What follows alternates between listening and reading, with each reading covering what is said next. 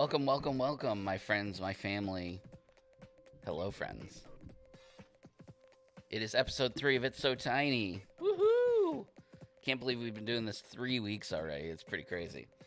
If you don't know me, I'm Daddy Louie, and we are going to start painting some miniatures here on this live stream. I don't know what live stream. Wow, it's one of those kinds of days. Live stream. I don't know what's going on with my standby screen. It kept freezing on my end. I don't know if it was freezing on the stream. I kept trying to switch between my scenes, and for some reason it, I don't know, it kept freezing. Anyway, not super important. What's important is that you are here now, and we are about to begin this journey together. Today we are painting Teenage Mutant Ninja Turtles from a game called Teenage Mutant Ninja Turtle Adventures. It had 2 big boxes, City Fall and... what was the name of the other one? City Fall and something. I don't remember what the other big box was. But it was a Kickstarter back in 2018.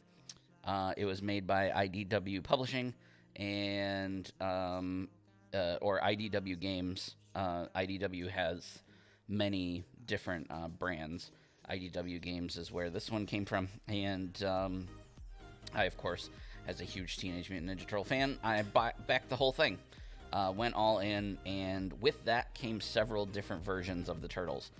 The ones that I'm using today for this painting stream is going to be the classic models. So these sculpts are very closely sculpted after the classic 80s cartoons. Like I said, it included a bunch of different turtle things. There was like Dark Ninja Turtles, and these ones are my favorite. You don't need to know about all the other stuff. If you want to, go check it out. I don't think you can get it right now. You may be able to get like some of the big box stuff. I don't know if they're ever going to put out new content for this game. They made it sound like they were, but we've seen nothing in the last 4 years as far as I know, so I don't know. But these turtles have been sitting in a box for 4 years, like a lot of people's miniatures. So I'm going to take you down to the table. Shout out to everybody in the chat. Tony and G. Your powers combined, you are Tony G. Kind of like Kenny G. Sorry, hit the camera. All right. So what we got here, what we're looking at, is the 4 Ninja Turtles. And one thing that you will notice immediately as I show these to you is that I have rebased them. So I have taken them off of the bases they came with, and I have put them on these really sweet Marvel Crisis Protocol bases. If you are unfamiliar with Marvel Crisis Protocol, most of the packs come with two miniatures, but they send you 4 bases so that you can choose which base that you want. So I have a ginormous bag of these bases, extra ones. And I really wanted to give these turtles kind of a city street kind of thing. So you got like this little solo cup, a brick, and some rocks. This is obviously Donatello. And we have Mikey over here. He's got like this sidewalk curb thing, little smash trash can, a couple more little rocks and some rubble. We have Leonardo here. We got a little solo cup and a bottle. He's got a sewer grate and some rubble. And then here is Raphael. I like this base a lot because it's kind of got this sewer thing and some bricks with a brick on top and then another little solo cup. So I've taken them off of their bases. I can't even show them to you because they came apart in pieces. And I have rebased them on these cool city street things. These bases are a little bigger than the ones that came with the game. But I don't know if I'm ever going to play the game anyway, so I don't really care if the bases... And it's not like a competitive game where base size really matters. It doesn't really matter here. So, okay. So before we get started, a couple things that I want you guys to know.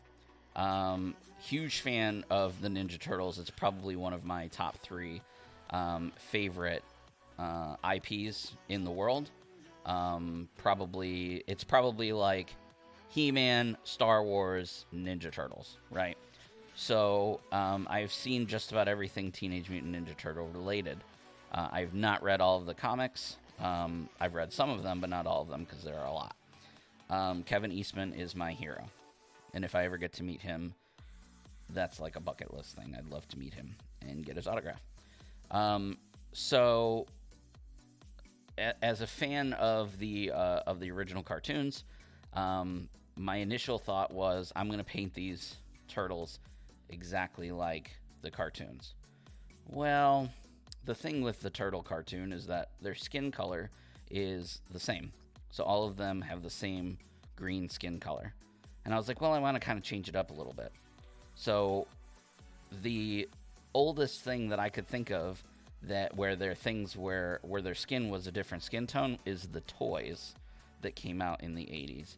So we are going to be basing these turtle miniatures on the action figures from the 80s.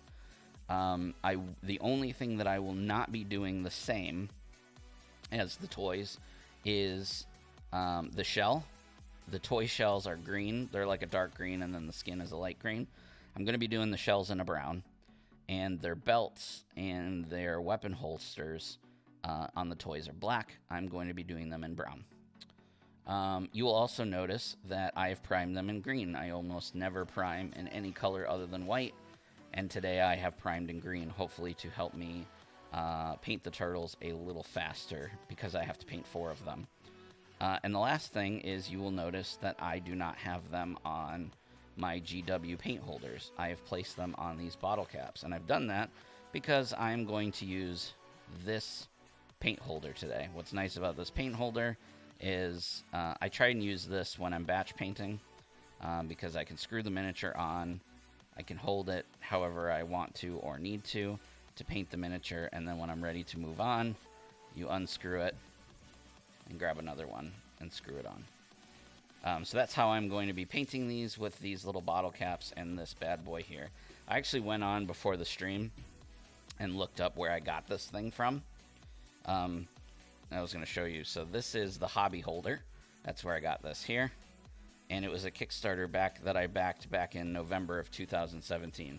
Unfortunately, I could not find this anywhere on the web so that you could buy your own. And I do apologize for using something that you guys may not be able to purchase. If you can find some out there, great. I'm sure there's other products like it. This is just the one that I have. And I usually like to show you, oh, I use this product and this is where you can get it. But this is one of those instances that I'm not able to do that. Okay. How do I keep them on the caps? I just use some sticky putty. So I'll twist a little bit for you to see. It's just glue or blue sticky tack like that you would hang a poster on the wall or something with. All right, so first things first, I'm going to start on the skin because that's going to be the most complicated, and I'm going to show you each turtle. Somebody really quick in the chat, tell me which turtle you want me to start on. First answer gets it.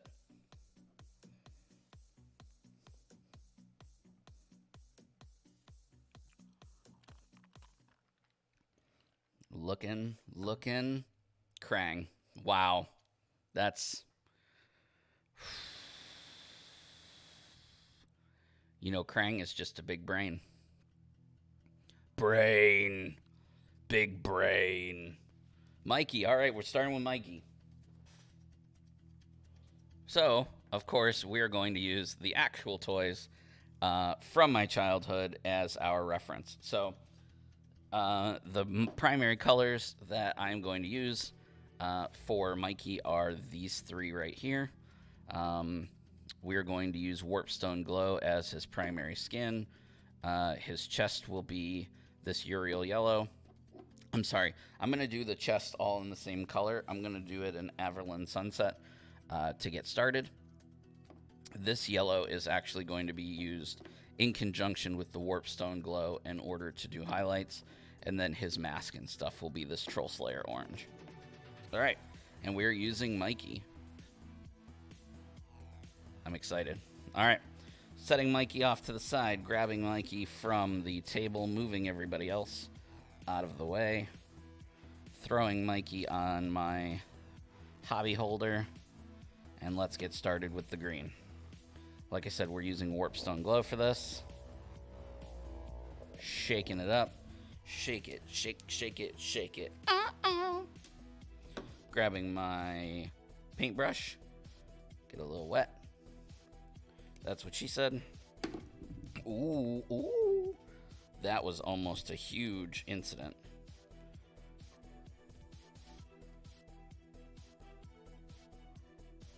Okay. Paint is on the palette, and here we go. Remember, this is, we always do base coats first. And we're also not going to be super duper careful because we are going to have to tidy stuff up anyway.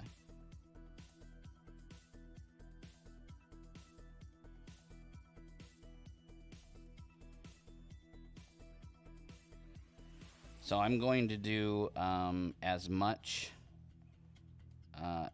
of the model as I can in similar colors.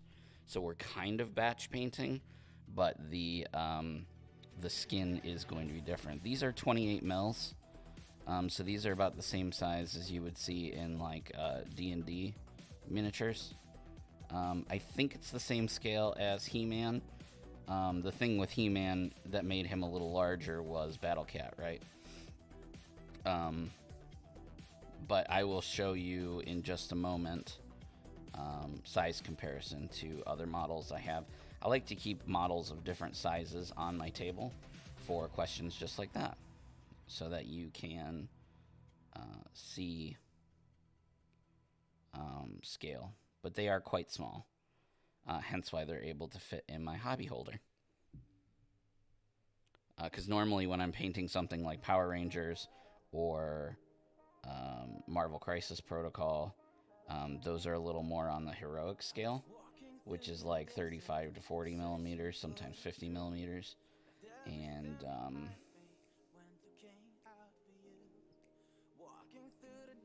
I can't use this hobby holder for that.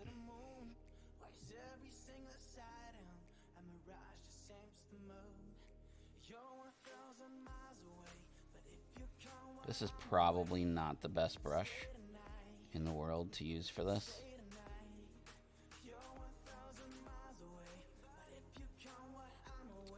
I appreciate everybody tuning in today. Make sure that you are following all the socials, which are all up there. That really helps me out a lot, and you get some behind-the-scenes stuff. You get to look at the finished products. I make funny TikToks that are painting and hobby and nerdy related. You get notified when I make new content. I post, what I'm doing when I'm doing it, kind of thing. So it's really helpful for you and really helpful for me if you follow those socials. So definitely go and check those out. Subscribe to our YouTube channel, circleofnerds.com. I'm sorry, youtube.com/circleofnerds. We do have a website also that is out of date, but we're working on it. I'm really excited that these turtles are not going to be the same skin tone. So when they're standing next to each other, it's not just going to be their cloth bits that are going to be different. Another thing is in certain cartoons, in certain comics, and in certain images, the only defining color on them is their bandanas. I like the classic where their knee pads, their elbow pads, and their wrist guards or whatever are also the color. So that's what I'm going to be doing with these turtles.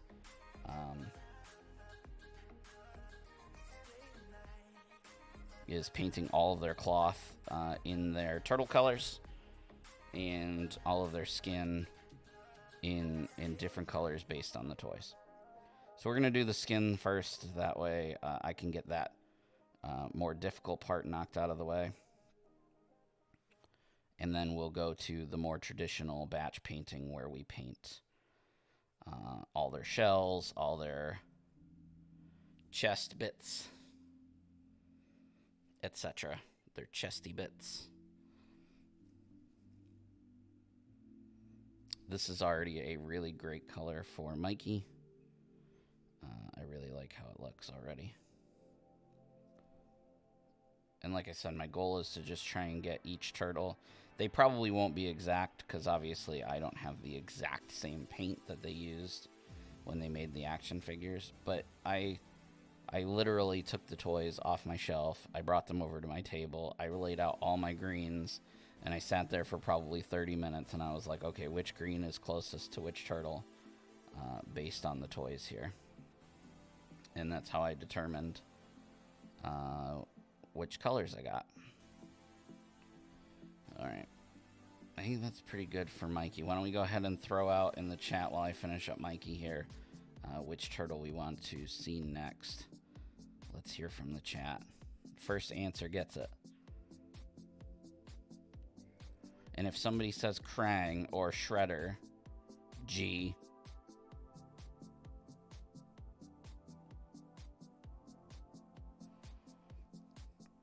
I can just see you being like, April O'Neil. I may have to do a second coat on that. We'll see. Bebop. Leo. All right, we're going Leo next. All right, I'm going to set these over here with Mikey. Say bye to Mikey. Bye, Mikey. And let's grab Sir Leo.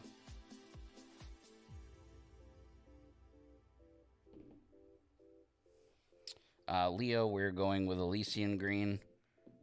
It's pretty close. So there is Leo. Looking cool. And we will put... What characters came with the game? The answer to that is yes.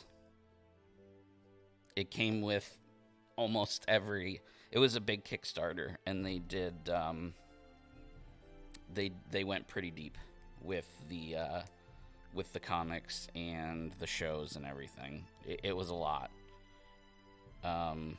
Everybody that you'd expect, pretty much.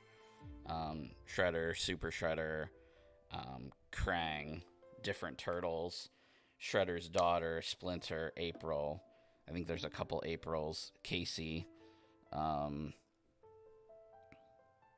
Metalhead, or whatever the metal turtle's name is. Yeah, a lot.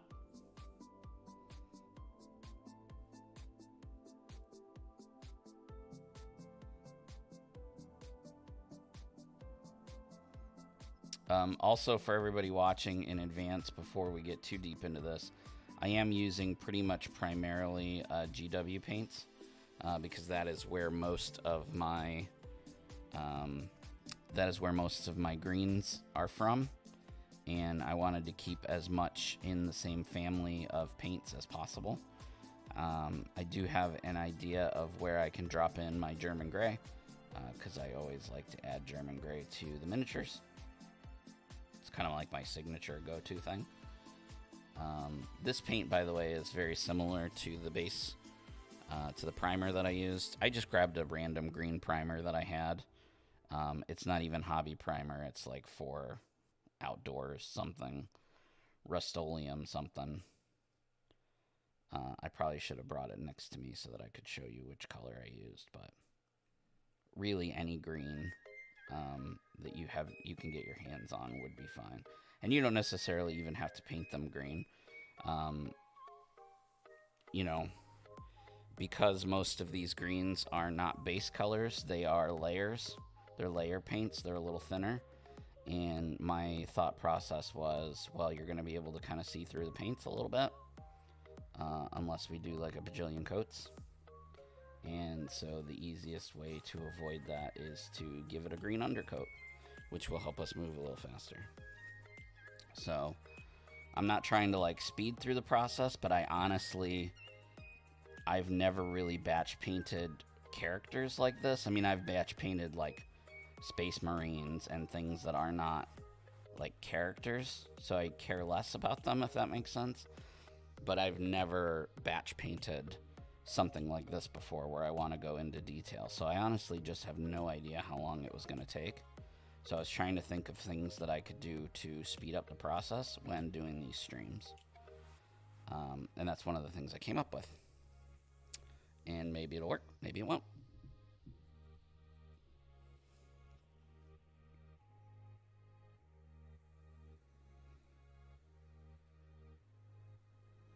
I'm being very messy with the green because I already know I'm gonna have to tidy it up anyway. And it's harder to be for the base colors. It's harder to be careful. Gotta get a little more of this Elysian green on my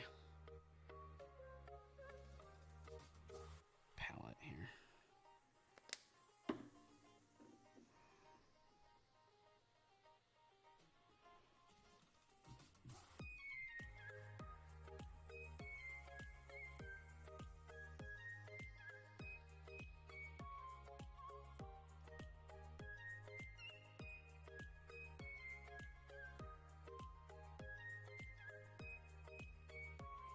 So anybody out there that remembers watching the original show, what's kind of like your most memorable thing about the original cartoon? My most memorable thing, thing was the Rat King. I don't know, for some reason I just always, any episode that he was in, I just really liked his dynamic as a character in the original cartoon. And he was on several episodes. I also really liked, I think at one point in time they did like a Battletoads crossover in the cartoon, which was also really, really fun.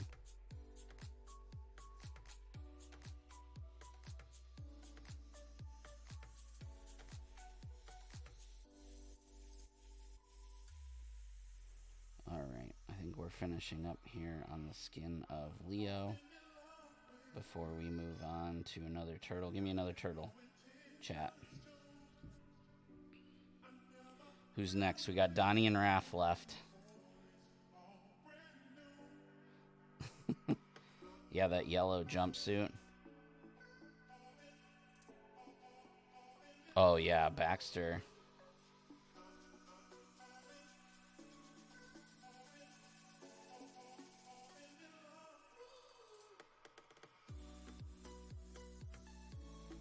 Alright, Donnie's next. We're saving Raph for last. Which is actually probably a good thing because Raph is the brightest. He's going to be the most difficult. So there's Leo with his skin done. Gonna put him off to the side. So you can already see, let me hold up Leo and Donnie next to each other, or Mikey. You can already see the skin tone differences, which is exactly what we were going for, which is awesome. Alright, so Donnie's up next. Let's say goodbye to Leo. Bye!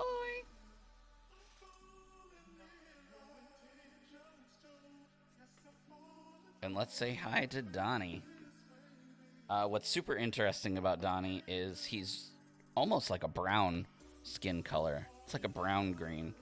So for that, we're going to use Death World Forest.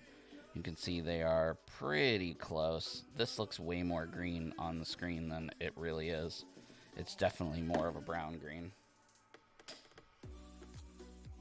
Let's set him over there. Let's grab Donnie. Put Donnie on his pedestal here. I really like this Donnie model. I like his pose and kind of, he's like reaching out. Him and Leo are my favorite of this bunch. So who's everybody's favorite turtle? As a kid, mine was Leo. Leo was always my favorite. And as an adult, I'm much more of a Raphael person. I never, like, yeah. I think it's just, I don't know. Raph was a little bit too intense for me growing up. This color, I can immediately tell, is very similar to the color that I'm putting on now. I don't know if you can see that. It's almost identical. So I will not have to do as much of this.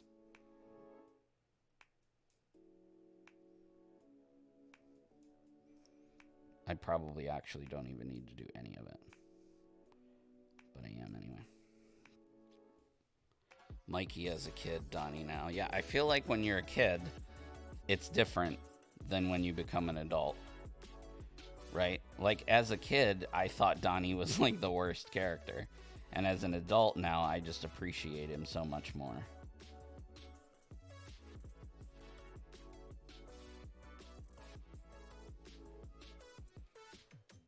Same thing with like Raph, right? Like as a kid, I just thought Raph was a little too intense, especially like in the movie. In the cartoon, it wasn't too bad. They didn't make anybody really intense, but like in the movie, it was like, man, he's so grumpy. Why is he always like grumpy? And now as an adult, I'm like, oh, he's grumpy because, you know, the world sucks and we're all grumpy. I guess I relate more to Raph now than I did as a child. As a child, it was much more like Mikey or Leo. You know, Leo because he was the leader, and so, you know, they always put an emphasis on him as kind of like the main turtle, the main character. Although I haven't read the last series, which from the sound of it could make me change again.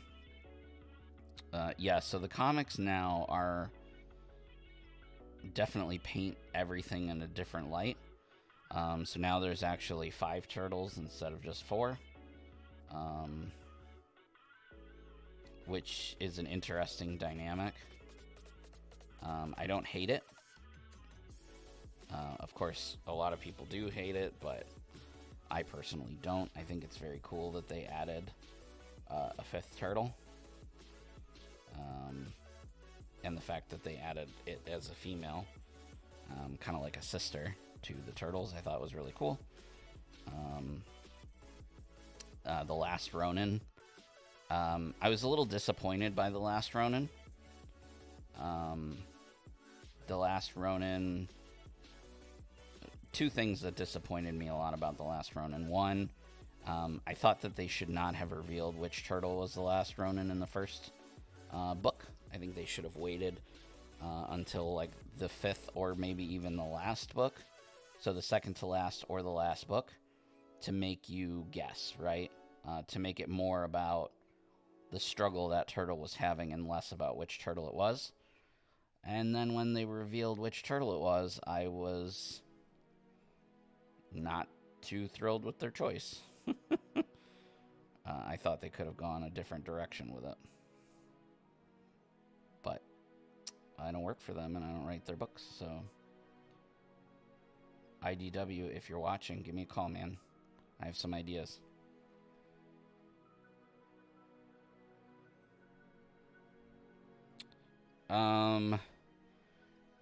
She hasn't, like, so the times that they have done the whole female turtle thing, it wasn't like canon. She wasn't like their sister, you know what I mean? She was just another mutant that happened to be a turtle.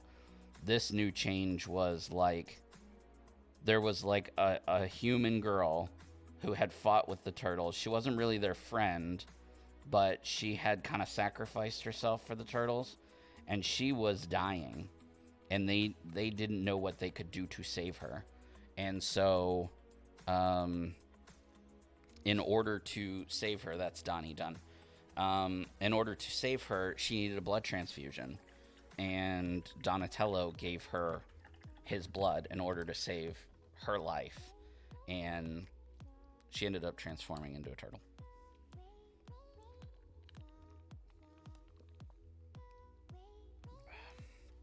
All right, that's it for Donnie. Wave bye to Donnie. If someone came into the stream, right when I was showing the toys, they'd be like, "What is happening?" And last but not least is Raph. So you'll notice right away, Raph is the brightest of the 4. Look at the contrast between the 2. And so the brightest green I have is moot green. It's pretty close. So Raph off to the side. You vote for Raph yet next. Man, I was going to do Splinter next. All right, Raph's going up on the pedestal. She was a former Foot Clan soldier, yes.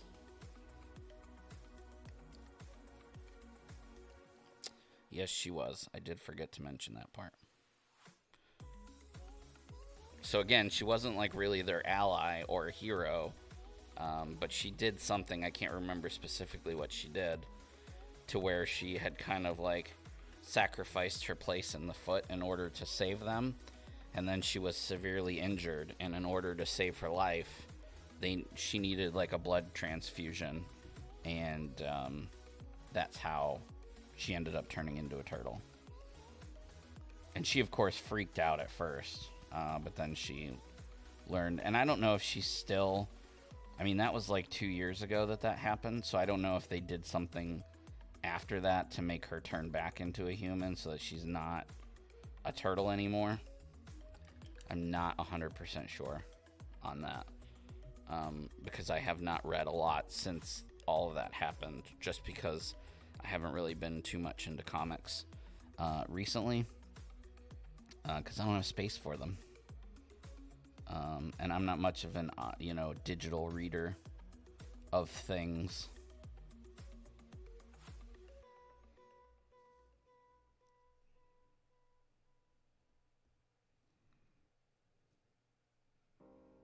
Much prefer physical copies, especially when it comes to comics, because they could be worth something someday. And for a while there, I was buying a lot of comic books, and I have slowed down tremendously because I just do not have the space for them.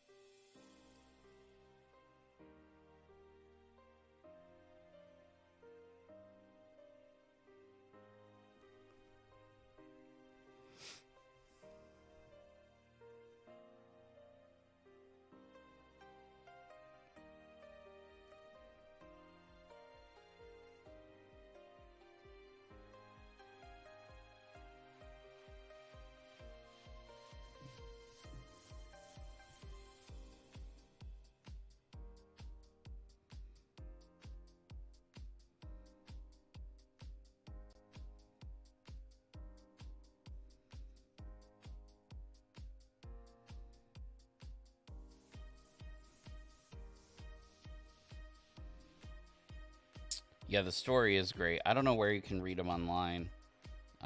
Maybe IDW has their own app or something that has their comics.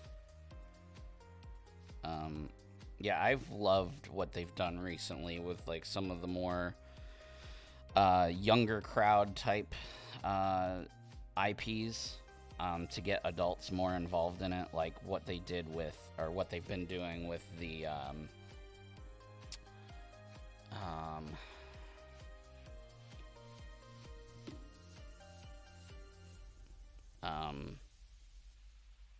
Power Rangers. They've made it much more adult, which is not to say it's adult, right? It's not. I guess it's probably more like for teens. So they've kind of upped the violence a little bit, and they've upped the storytelling so that it's not specifically geared towards kids. Same thing with Ninja Turtles. Ninja Turtles has gotten a little more dark, a little more violent, a little more, adult style or teenage style storytelling, which keeps us adults, because kids just don't really buy comic books anymore. So they need to... these companies need to be tailoring their stories to my age to keep us entertained. Because if the stories were all very kiddish, then we wouldn't buy them. Well, maybe we would. Probably.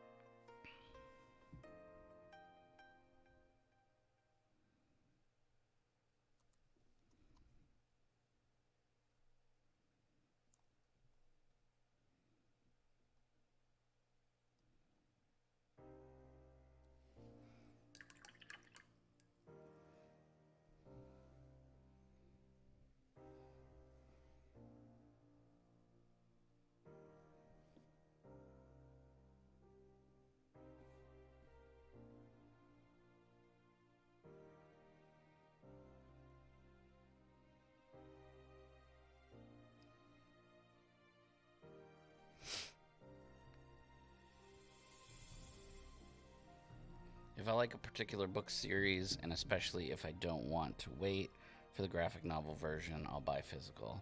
But it's way more Yeah, I agree.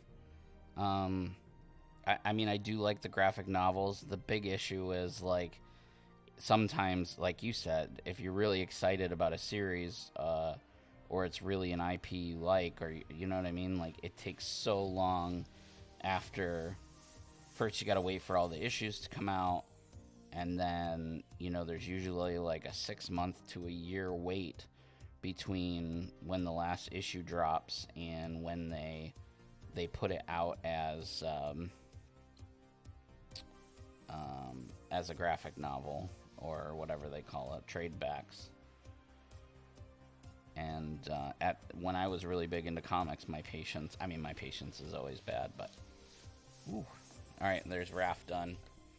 As far as the skin goes, I may need to do some skin touch-ups, but we will see. Bye-bye to Raph. See you later, Raph. All right, now I'm going to start working on some of the other parts. I need to put these in the order that I painted them so that I can let them dry. Okay.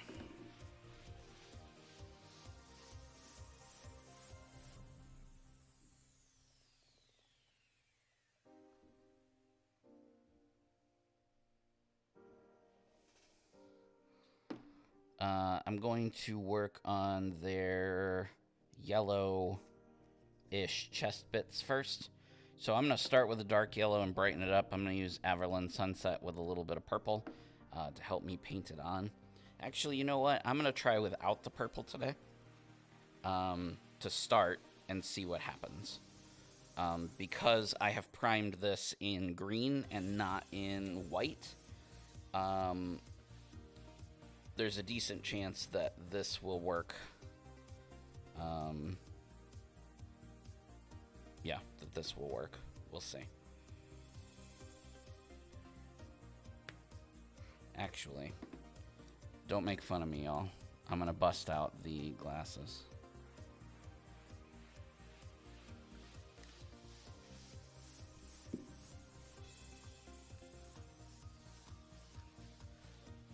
I gotta do this with my hat on because I can't take my daddy hat off.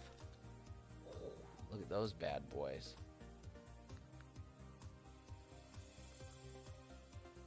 Ooh, blinding you. All right. 3 songs in a row from the same artist. It's possible. It's possible that they're learning from me. Why are you using those, Daddy Louie? Because in my old age, my eyesight is going to poop. There we go.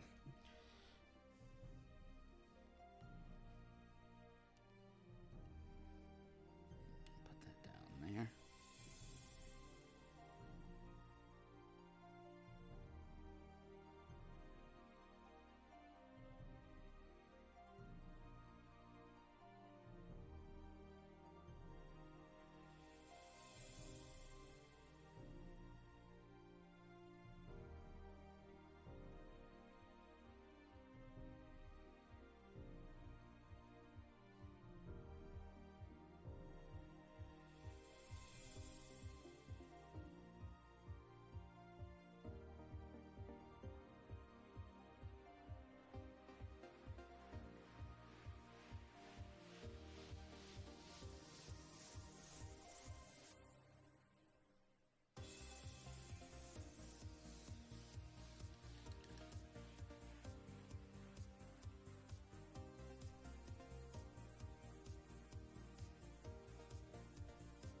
So without the purple, it is definitely not as. Let me move this down so you guys can hear me. It's not as easy as it was when I did like Boba Fett. So I don't know.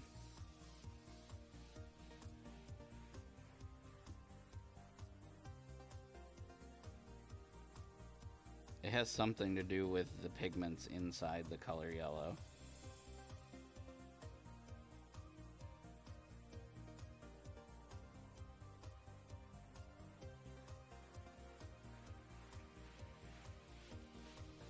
I mean, it is the brightest color on the color wheel, so.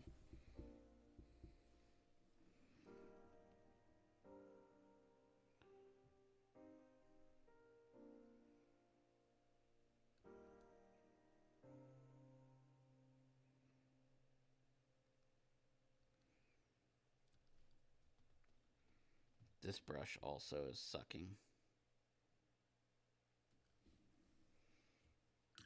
And this is one of my good brushes, so I don't know what's up with that.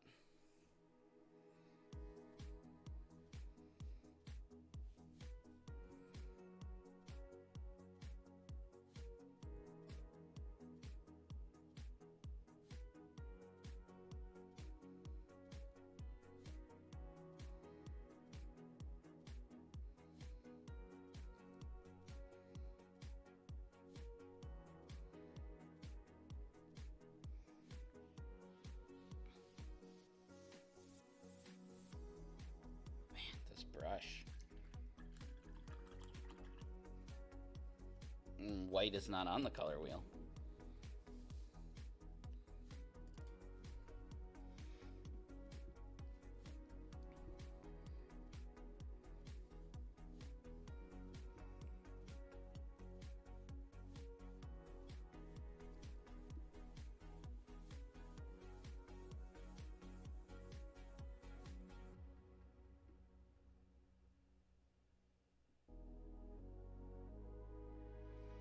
Alright, yep, definitely going to have to add the purple. Even when painting over top of green.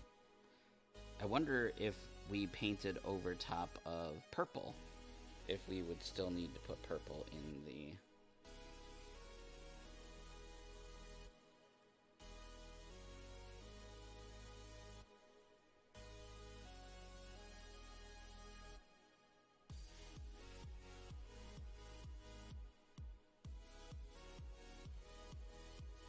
Alright, I'm gonna have to let that dry and come back to it. And I'm gonna have to add purple.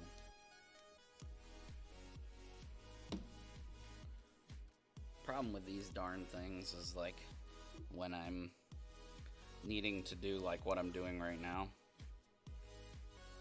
I gotta flip them up because then I can't see. Alright, we're going to take our Nagaroth Night, which is the darkest purple that I have. It's also a base coat, so it's nice and thick. And I'm going to add just enough.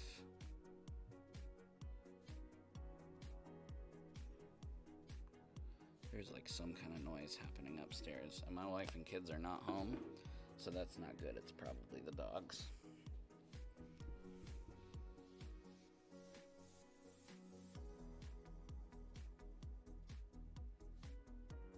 Man, that's insane.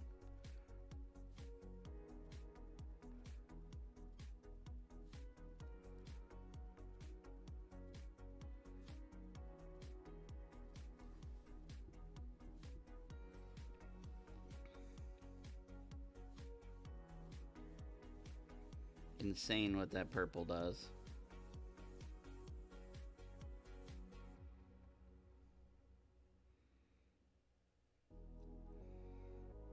Leo, you got a lot of junk in front of your trunk, man.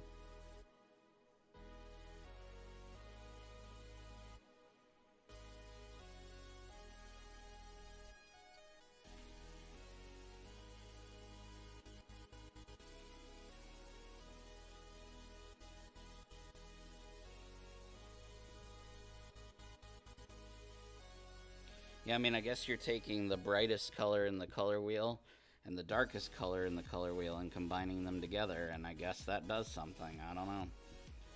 I don't know on a technical level how pigments work, so...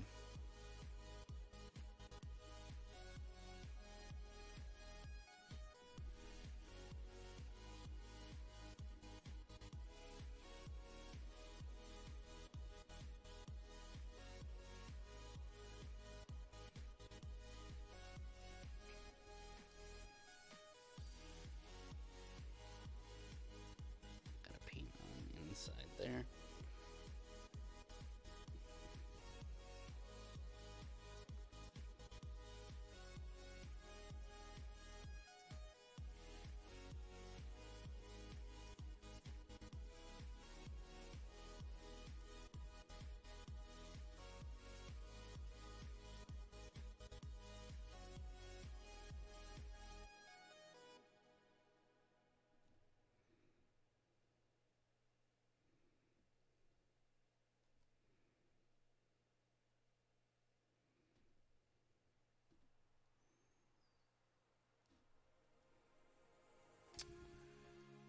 he has a lot of skin that I missed.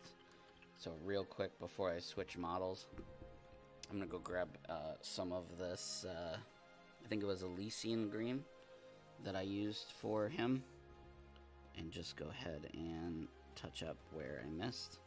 Specifically like under this arm. It's not a huge deal because people aren't going to see it.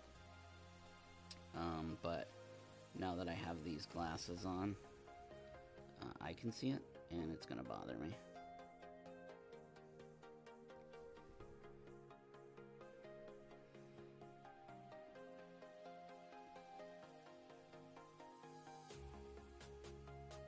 That's why it's important to use a wet palette, because in this case I was able to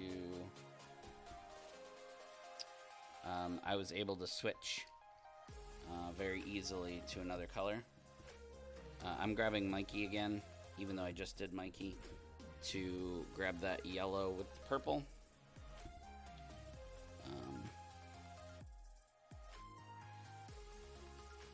And touch up the yellow that was looking very jacked up.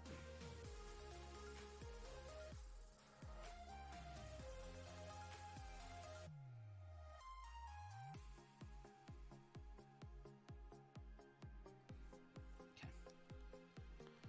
All right, moving on to Donnie.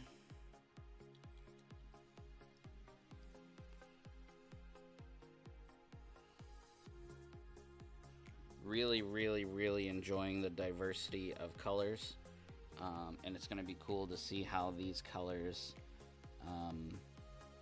like this yellow and the browns and stuff, that I'm going to use that are the same per turtle. We're going to see those skin colors pop because they're the only things that are going to be different, other than the few wraps and stuff they have, obviously.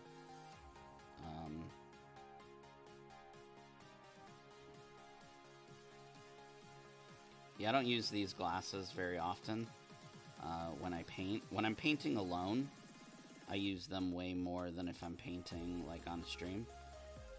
As a matter of fact, I don't know if I've ever used them to paint on stream before. But I also usually don't paint miniatures this small. And if I had thought about it last week, I probably would have, or actually the last 2 weeks, because both He-Man and Boba Fett are on the smaller scale. And had I thought about it, I probably would have used the glasses for those as well.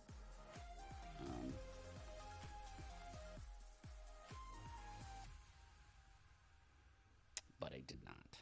I did not think about it.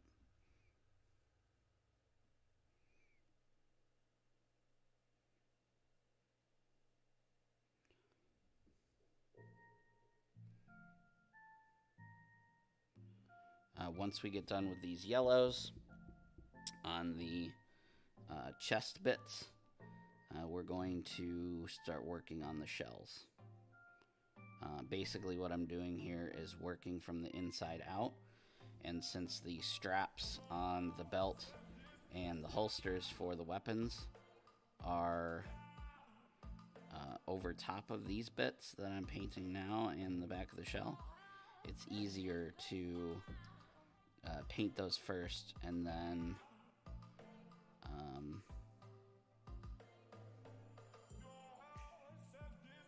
go over the other stuff.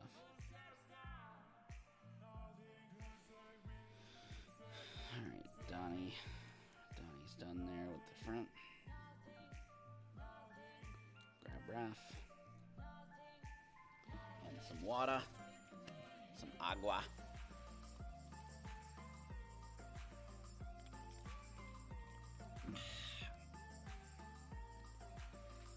Alright. We're rocking. We're rolling.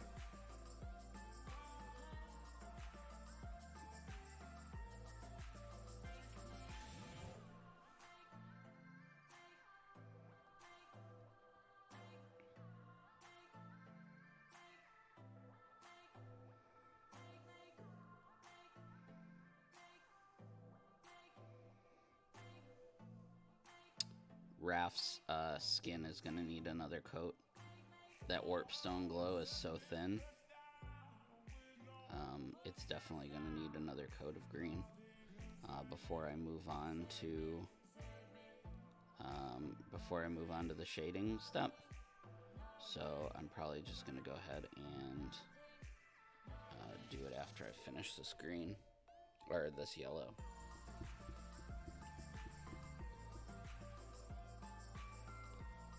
It's looking a little thin, and that's because, like I said, that Warpstone Glow being probably the brightest, if I'm not mistaken, the brightest paint, or the brightest green that GW makes it pretty transparent. And I don't know a trick like I do for the yellow, although I put too much water in the yellow, and now it's going to need more than one coat. And that's not because the purple's not working, it's because my brain's not working, and I didn't do it right. You can't add too much water, because if you do, then it gets so transparent you need like 17 coats.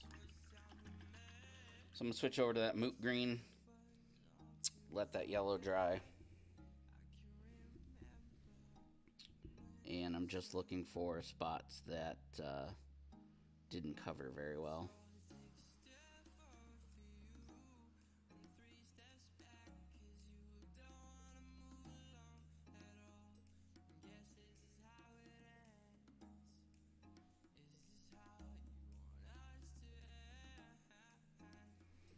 I think I might need more.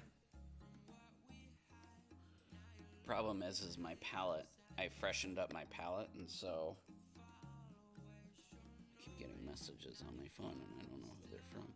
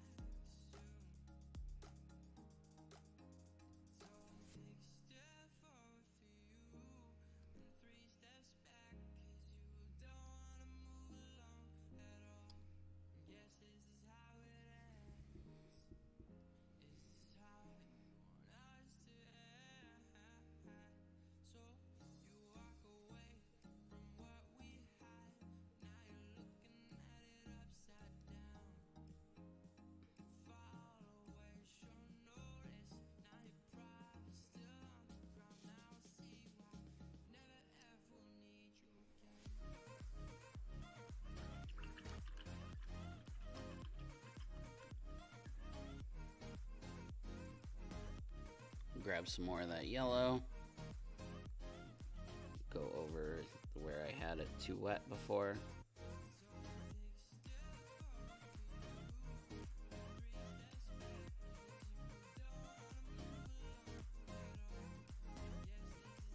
Doesn't have to be perfect, because I'm going to shade and highlight back up anyway.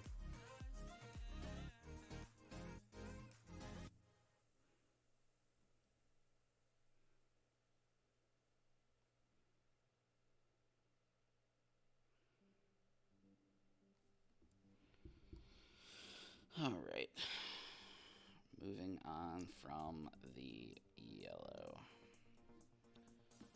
Actually don't need this for a minute. Let's take a look at everybody else's yellow here.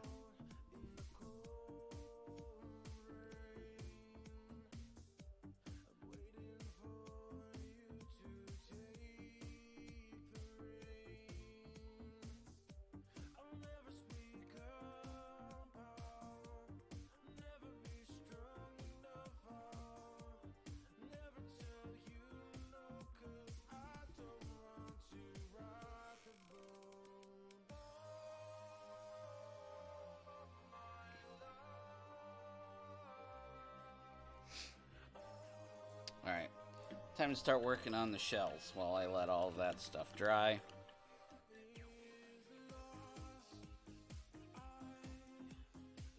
First shell color that we're going to use pre-highlights is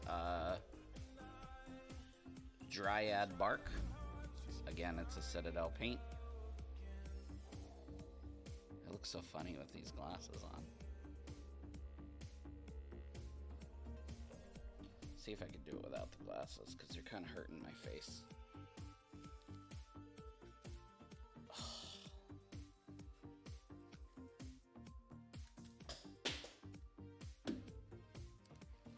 And I just dropped the magnifying part. Alright, so Dryad Bark, that's what we're using here.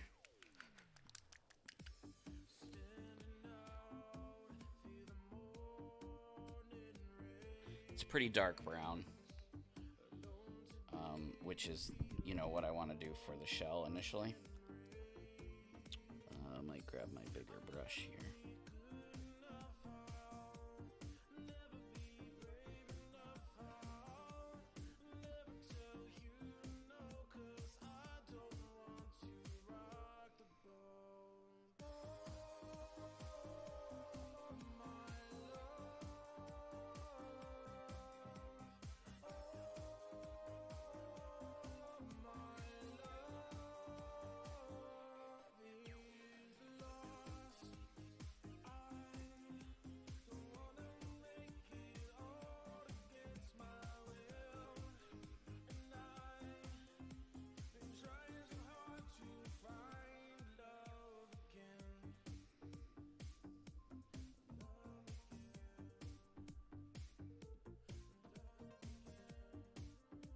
Okay, I lied. I do need the thingy.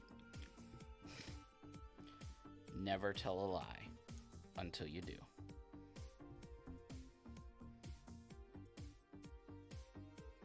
That's what I like about this thing is, like, there's so many different ways you can hold it and then brace your finger. Like here, I'm holding it here and then bracing my finger here. It's so good.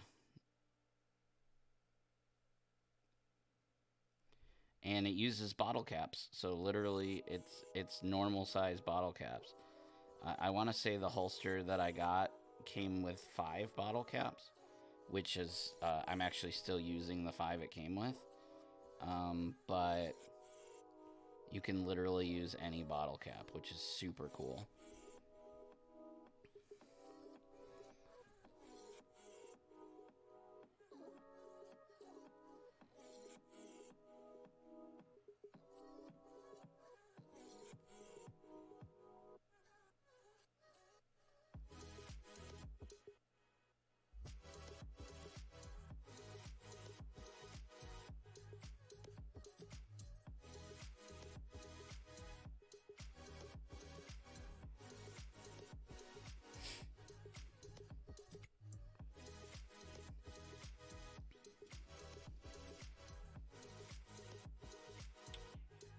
So while I have everybody's attention while I'm doing this and while I'm thinking about it, next week we are going to be painting a Transformers miniature.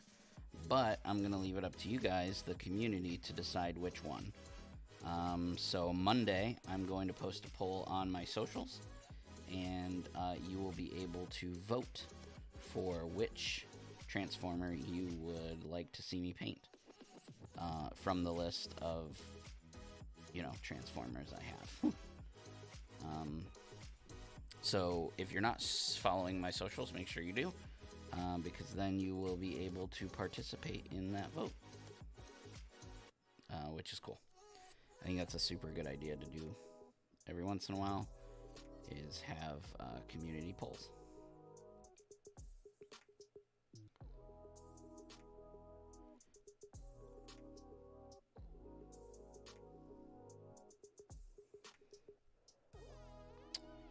Alright, so there is Mikey's shell base painted.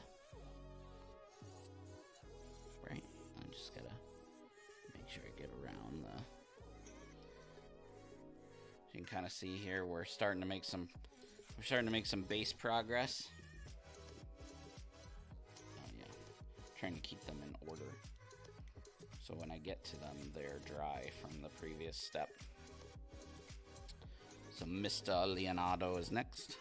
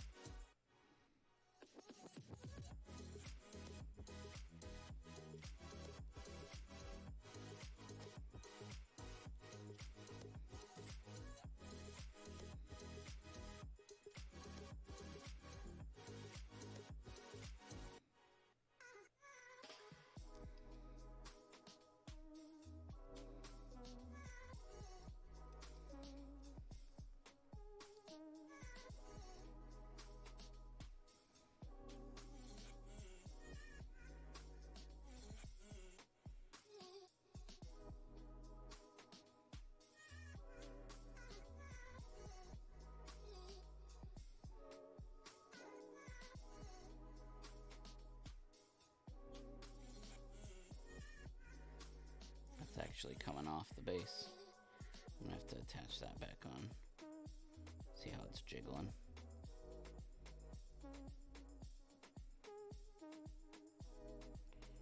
Jiggle, jiggle, jiggle, jiggle. Boop, boop, boop, boop, boop, boop, boop. I don't know why it's coming off. So there's that tack that we were talking about. This might have been the one that I showed you on. So I kind of loosened it a little bit.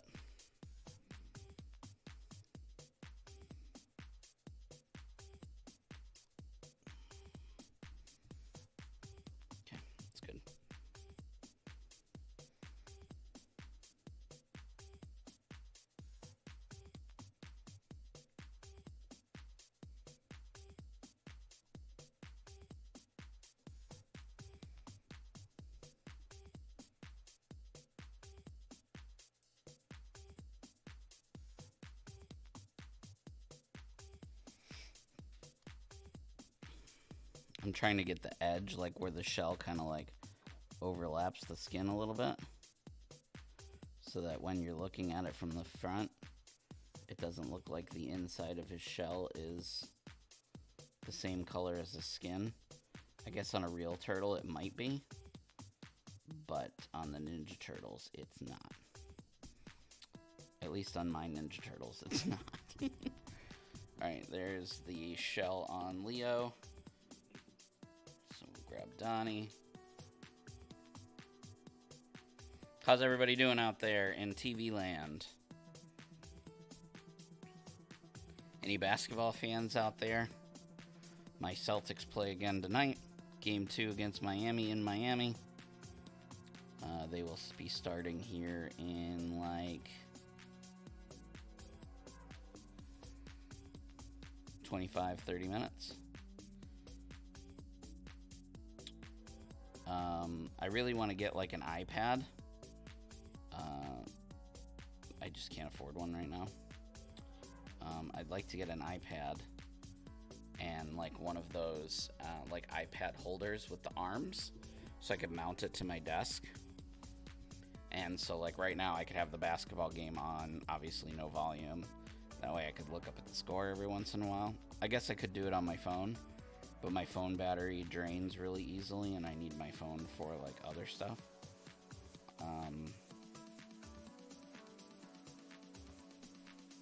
And yeah, like when I'm painting not on stream or whatever, it'd be nice to be able to like have the TV on or whatever. Again, all things I could probably stream to my phone or to my computer. But my computer is what I use to stream on. And it's also what I use to do all my editing on and all that other stuff.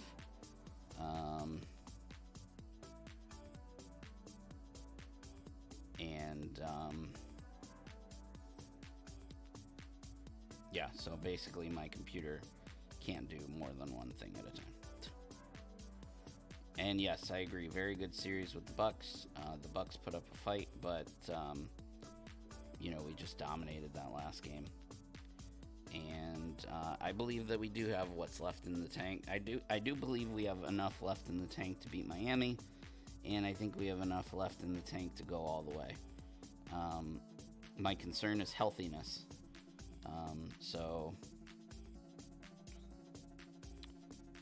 I don't know if I could stream like basketball and like Peacock and stuff through a Fire the way I could with a with like an iPad. I'm not sure. I'm not sure how much processing power and speed a Fire has when it comes to streaming.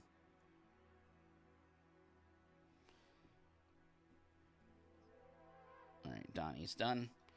Shell anyway.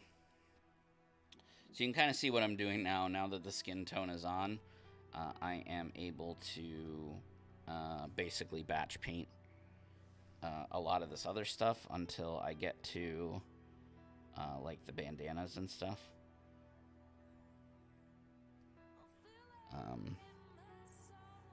So it took us like almost an hour to do just the skin, because that was all different and I had to use different colors, and it was also a lot of the miniature.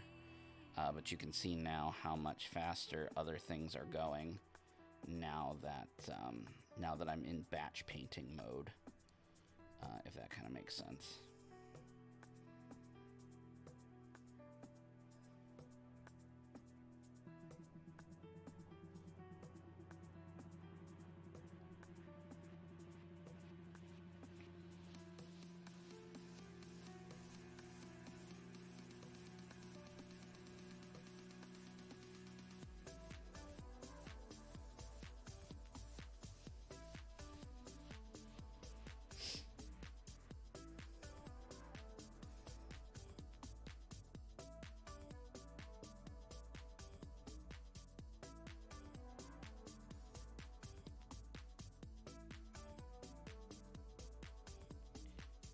Batch painting really is, what I would consider to be like when you have a miniature that's almost exactly the same and you're painting them in exactly the same colors. So this is kind of batch painting, kind of not, right? So we're painting 4 Ninja Turtles. We're painting them all very similar colors, but there are some pretty big differences, which slow down the process of a batch paint.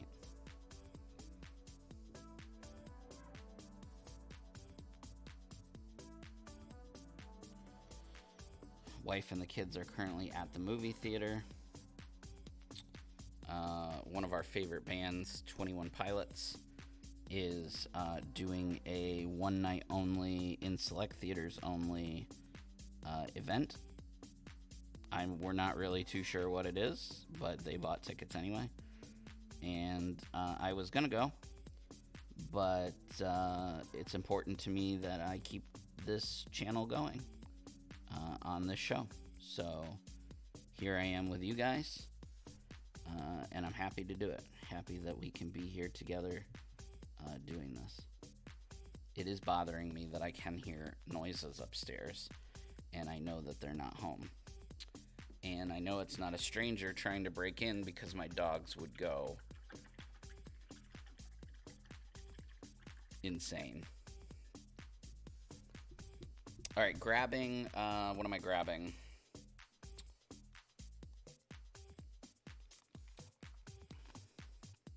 Oh, you know what? Before I move on to another color, I want to use that brown that I used for the shell for Mikey's staff, or Donnie's staff.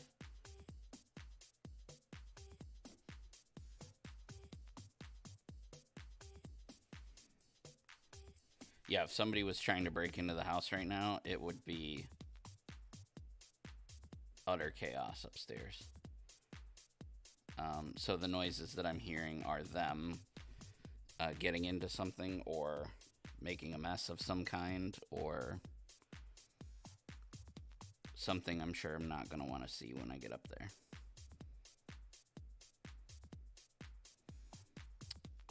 Which is awesome.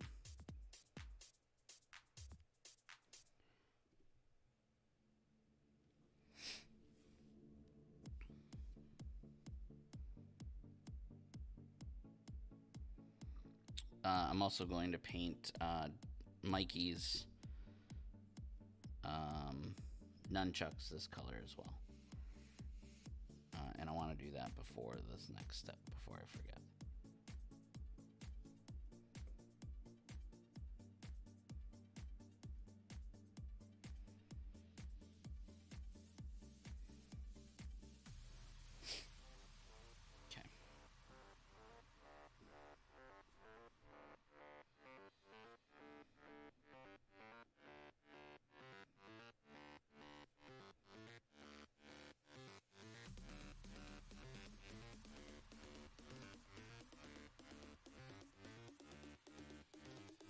Also need to decide if I want to put bits of their turtle colors. I gotta come up with nicknames for things. Alright, so we're gonna say turtle colors. When I say turtle colors, I mean their red, orange, blue, or whatever. And then I'll refer to everything else as something else. I just don't want you to think when I'm saying turtle colors, I'm talking about their skin. So I also had an idea to implement their turtle colors onto their weapons in some way. Very subtle, not, like I wasn't gonna paint the whole thing, but it was just gonna be like a little something. So curious what the chat thinks about doing that, or should I just keep it the wraps and their eye bandanas and their elbow pads and stuff? Because the toys, all the weapons were exactly the same color. And they were very bland. So I'm not going to do that.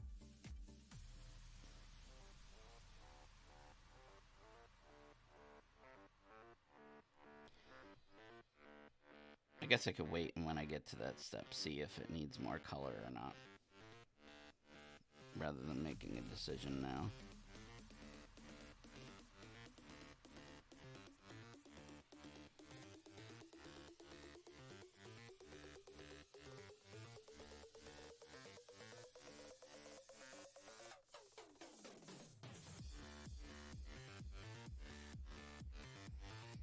All right, Mikey. All right, moving on now to the leather straps.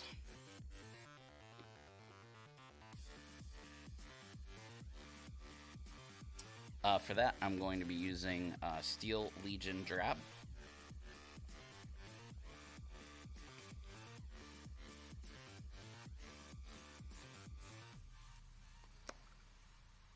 This is going to be for the belt, the weapon holsters, and that's it.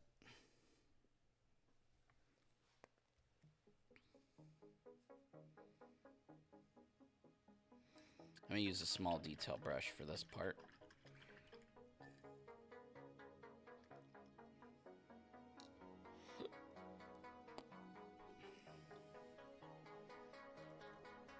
And again, some turtles in some shows and stuff, their wraps are brown. The only color that they have is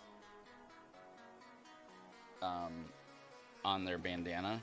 But I'm going off of the toys, and their knee pads, their elbow pads, and their wrist wraps are... I'm just going to keep Mikey off to the side there. Steel Legion Drab is a significantly lighter brown, which is nice. It will sit well on the brown shell.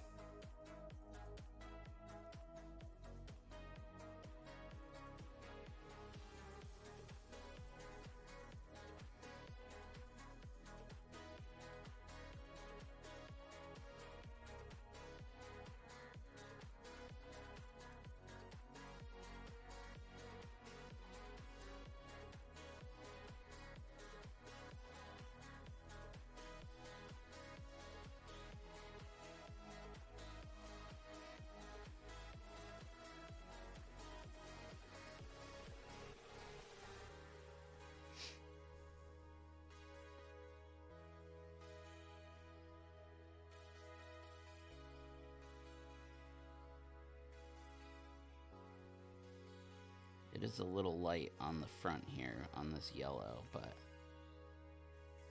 I'm okay with that for now.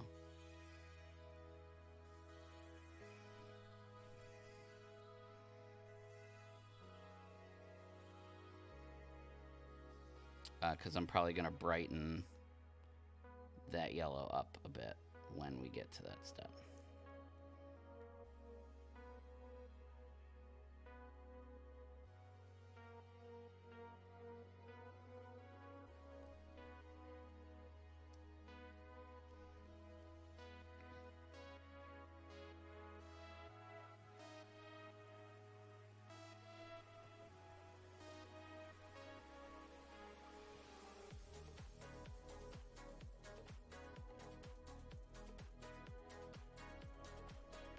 You know, I just realized it may not even be the dogs that I'm hearing. It might be the music. Or me bumping the table.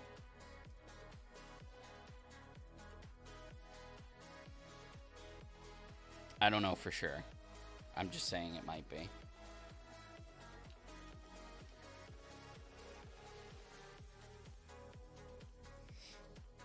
Alright, Mikey, you gotta move. In my way, man.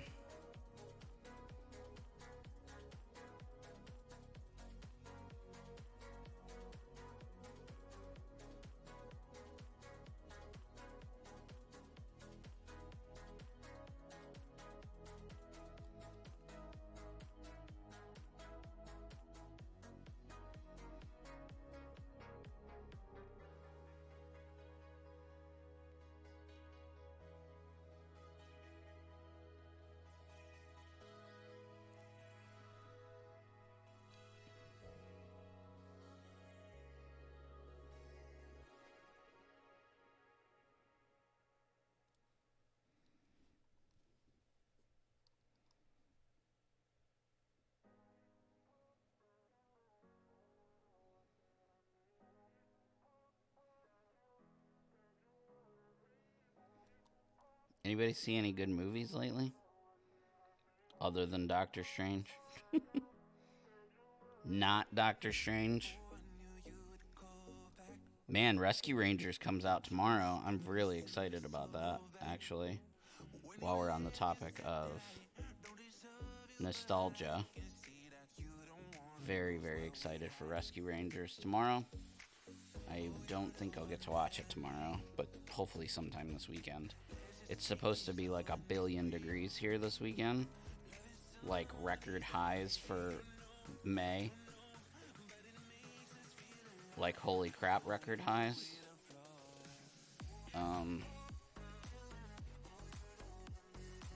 So hopefully my wife decides, you know what, we should just stay inside and watch movies. Yeah, how was Lost City? I actually thought it looked pretty good and something that I would enjoy. I heard it was like really funny.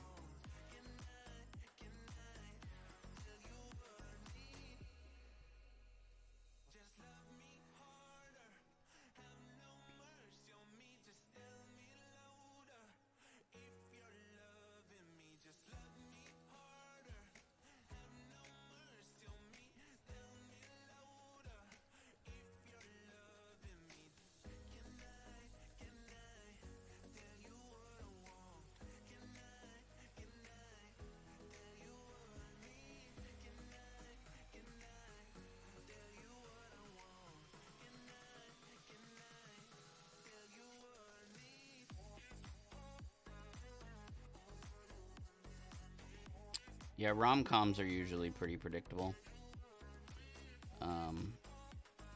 But if it's funny, then, you know, that's usually all that matters to keep me entertained.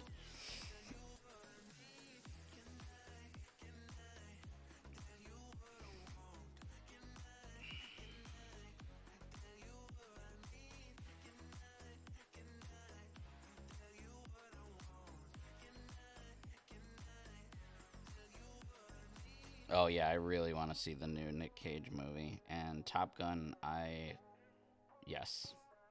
Yes, yes, 1,000 times yes. But I think that comes out next weekend. I don't know if it comes out this weekend or not.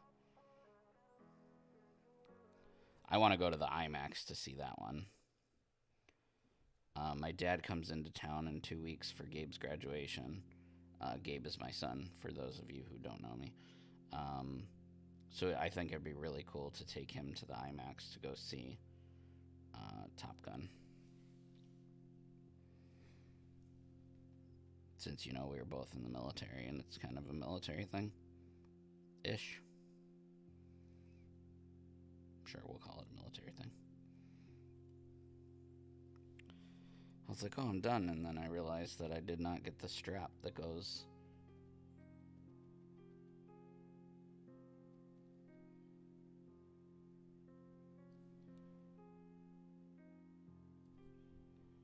around his shoulder right there.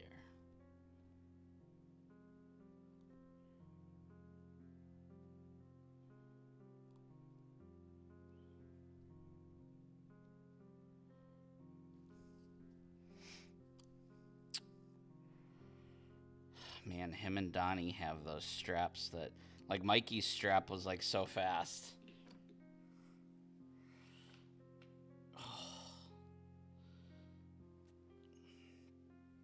The other problem with painting little miniatures like this, as opposed to the bigger ones, my hand cramps so bad.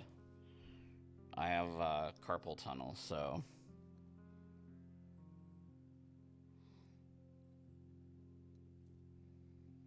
like if I play video games for too long or I paint for a long time, especially small models where I have to use the detail brush for most of it because of how I'm having to hold it in my hands, it just ends up hurting more than day to day.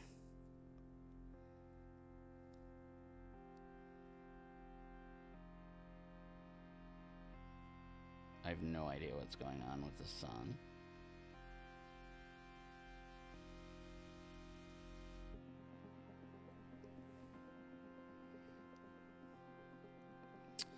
So the shade that I'm going to use on the miniatures is going to be it's going to be a red, or not red. It's going to be a green-brown color. It's like a camo green wash. I think that will work really well with the greens and the browns. So we are going to do that step before we do the cloth. Because if I do the cloth first, then it will make doing the cloth a little more challenging. Not impossible, but just a little more challenging. Oh, Donnie, I screwed up your shell, buddy. I'm sorry about that. Gonna have to fix that.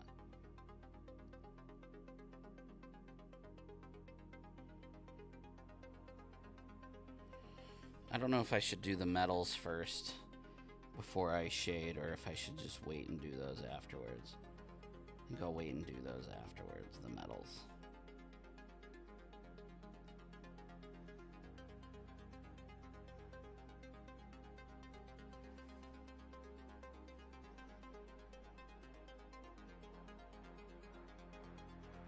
This song is really strange. Oh, there it goes. I was like, man, the build-up for that beat drop was like forever.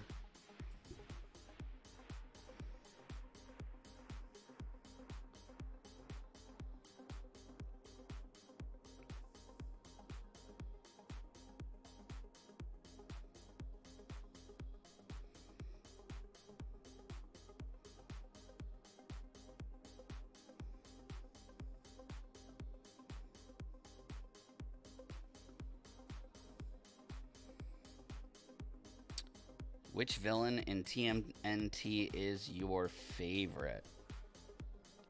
Slash, I think. Mostly because as a kid, the toy was awesome. I think the toy was like the toy that every kid wanted, right? Was the Slash miniature, or the Slash toy, because he was a turtle, but he was kind of like an evil turtle. And I just remember as a kid that was like the coolest toy in my Ninja Turtle collection. Aside from maybe, what was the metal robot? Metalhead, is that his name? I think that's his name. I think like between Metalhead and Slash. Although earlier I did mention the Rat King, and I do really like the Rat King as well. Oh man, if I had to choose between the two, I guess I'll have to go Rat King. Because that's my dude. I like Rat King a lot. And of course Shredder is Shredder. Shredder's awesome. So, hard to beat Shredder too.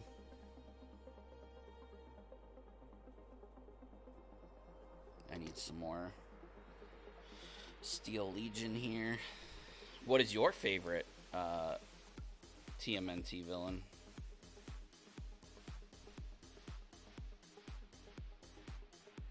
Everybody in the chat, what's y'all's favorite TMNT villain?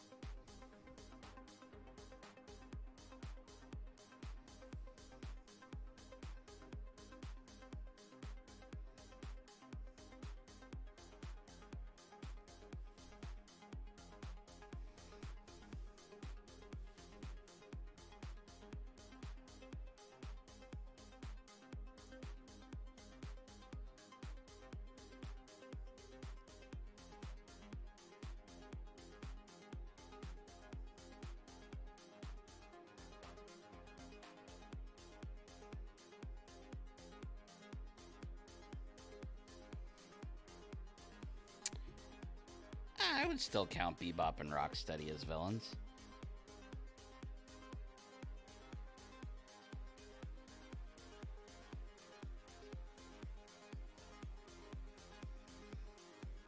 Yeah, they were in a lot of the episodes. Now, if you were to say, like, Foot Soldiers, then I'd be like... Or Foot Clan, or whatever they were called. Then that's like, yeah, I mean, that's a villain, but they can't really be your favorite. Krang was also great. I don't know, I just really liked the Rat King and Slash. Slash mostly because of the toy. But in the cartoon itself, I liked the Rat King episodes. That's the thing that sticks out the most to me from being a kid.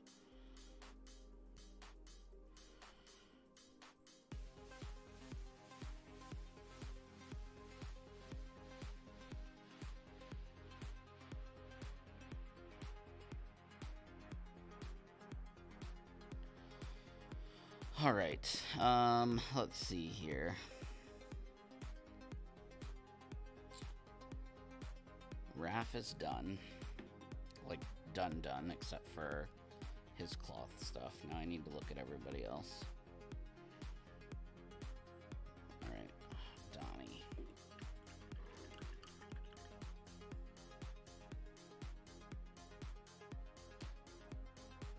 I'm gonna use Ushabity Bone. It's kind of like a tan color. What was the name of Krang's suit? I don't know. Wasn't it just Krang? Wasn't it just Krang in the big suit? I don't know if it had a separate name, did it? That might be a good Wikipedia question. Because I honestly am not sure.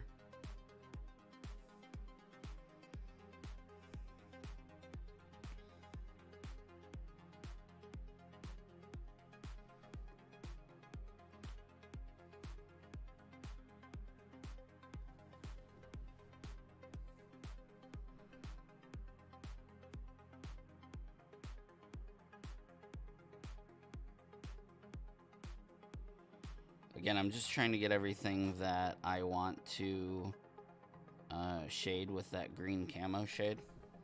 That green brown. Looks like they call it Android body. Yeah.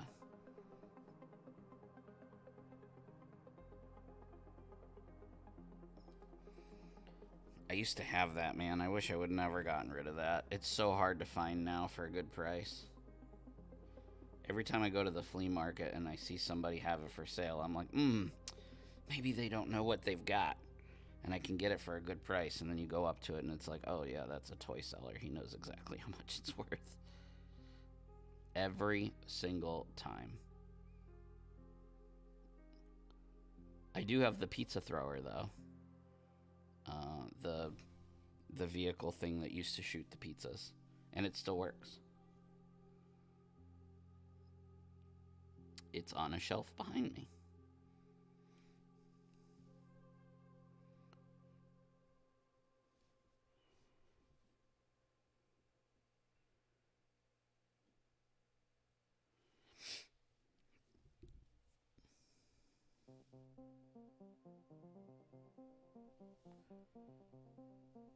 Okay.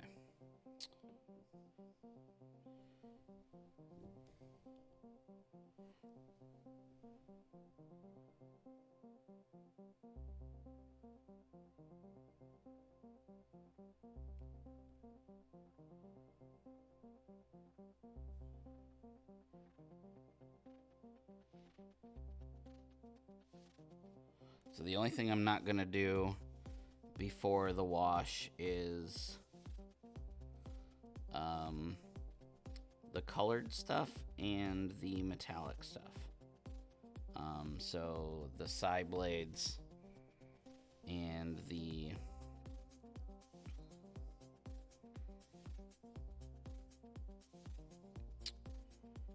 side blades and the katana blades and the chain, which looks more like a rope on Mikey's nunchucks, but I am going to paint them silver so that it kind of gives the illusion that it's chain, but they obviously don't look like chain.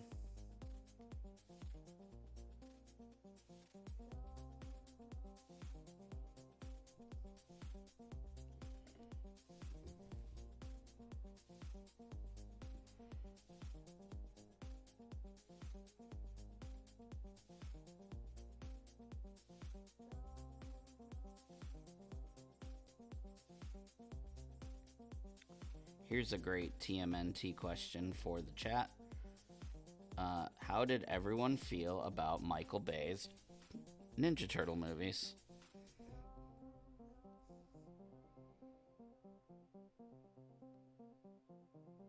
I'll wait for everybody's opinions before I speak mine.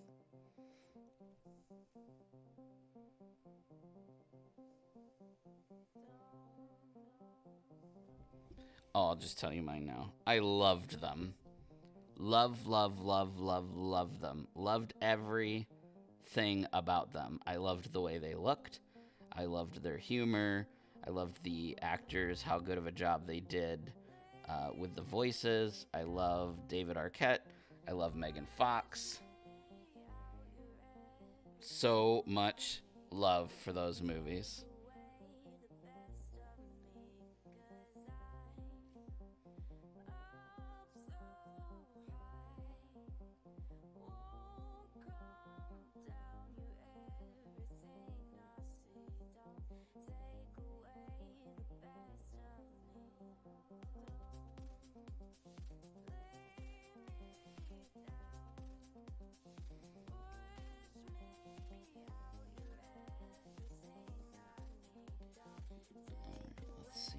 We need to make.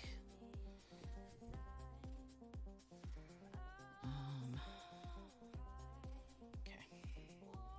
Now I'm going to grab. I said I wasn't going to do the metal. What color do I need to do though? Our German gray.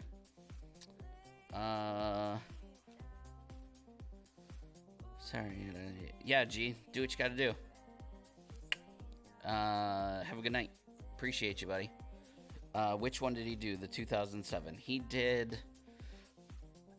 Was it that long ago? I don't think so. He did the one where like the turtles were ginormous and Let's see. What year did it come out?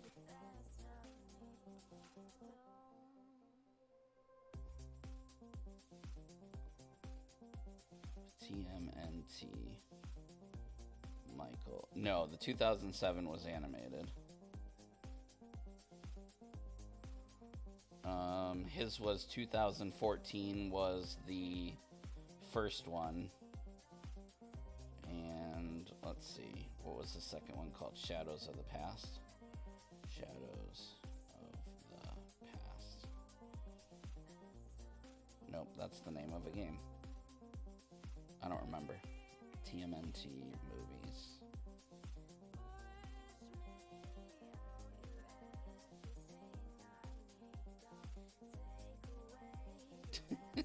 Those don't even come up. Was it just called Teenage Mutant Ninja Turtles 2? It's possible it was just called Teenage Mutant Ninja Turtles 2.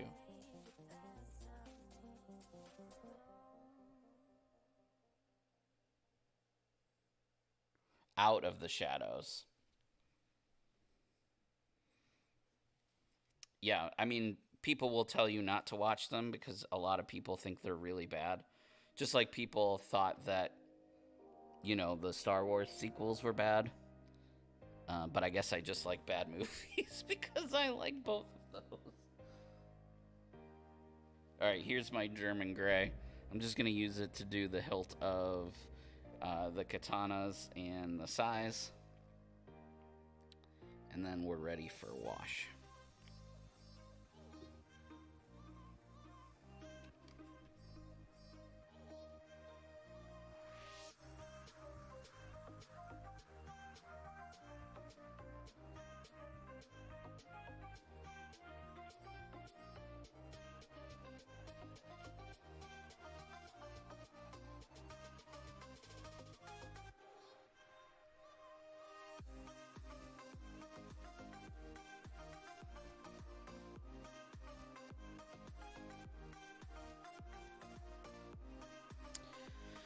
You thought they were okay. I like the sense of power they had. That said, I thought the version of Shredder sucked. The whole April had them as pets thing was unnecessary. I really wanted to see that universe's version of other mutants. So Bebop and Rocksteady came into the second movie. So they did have that in the second movie. Yeah, Shredder was not that great. And if there is one thing that I will complain about is I didn't like the whole April had them as pets thing when she was younger. I thought that was weak. And, I mean, obviously they used Megan Fox as a sex symbol and not really as a great character. But I kind of expected that going into it because it's Michael Bay and he did the same thing with her for Transformers. So it didn't bother me too much. Plus, I mean, Megan Fox is good looking. So, I mean, yeah, I kind of get it. But, yeah. So those were really my only complaints. I really liked their design. I loved the humor. I thought the humor was great. David Arquette really doesn't make a bad movie. That's not his name, right? It's not David Arquette. Oh my god, why can I not think of his name?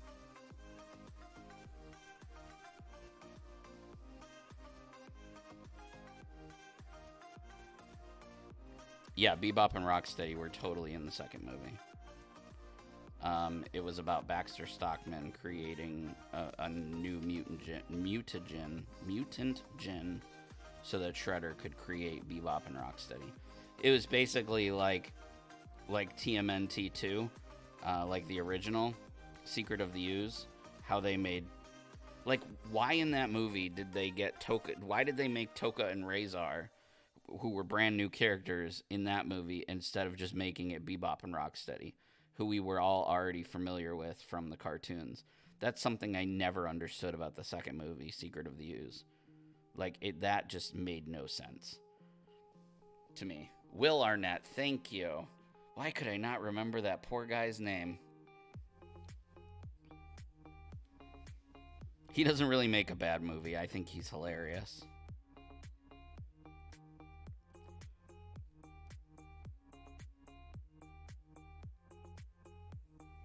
And he does the voice of Lego Batman in all of the Lego stuff.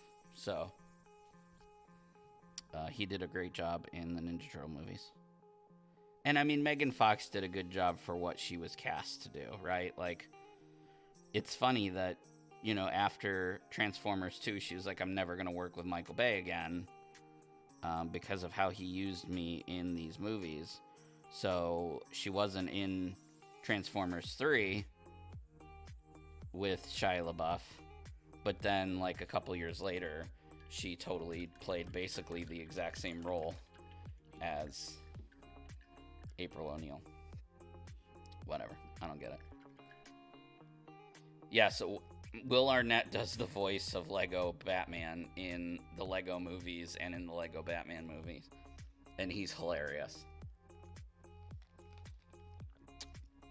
He tries to make his voice sound like Kevin Conroy.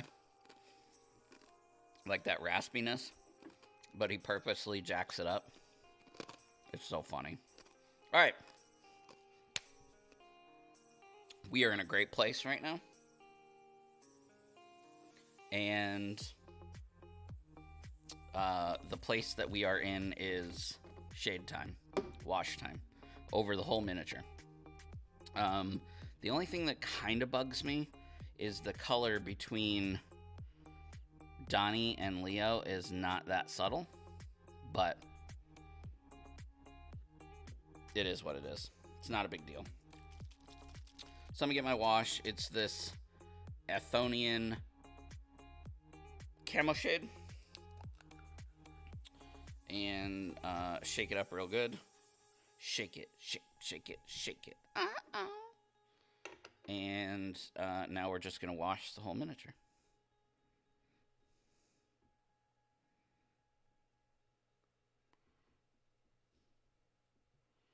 I know this is Tony's favorite part, the washing of the miniature.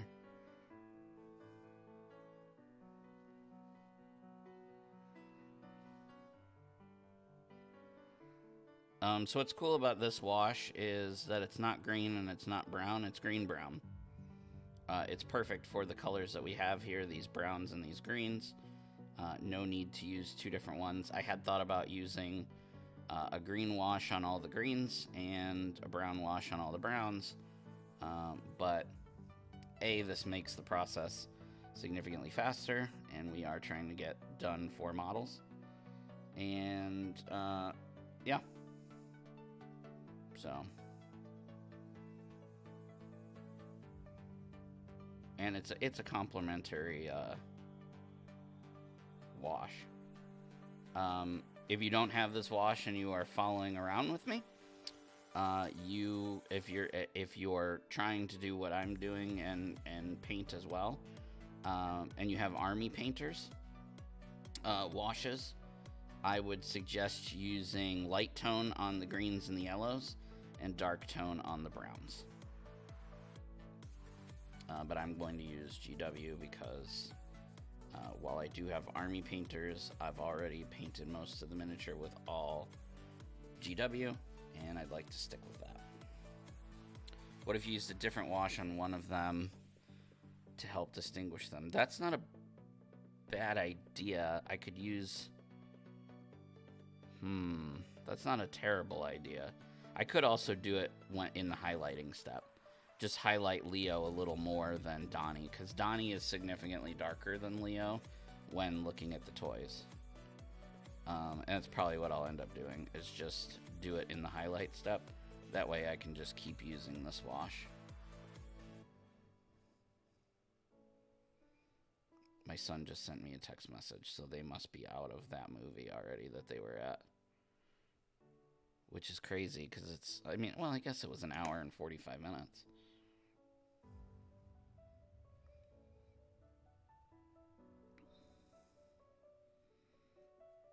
It's pretty good. Curious to hear about it, hear how it was.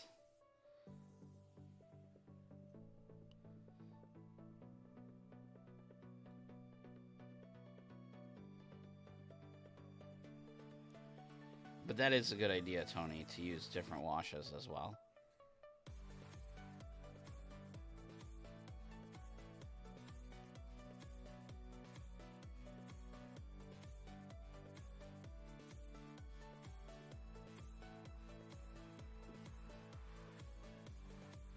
Another thing I could do is, rather than do one wash on Donnie to make him darker, I could do two.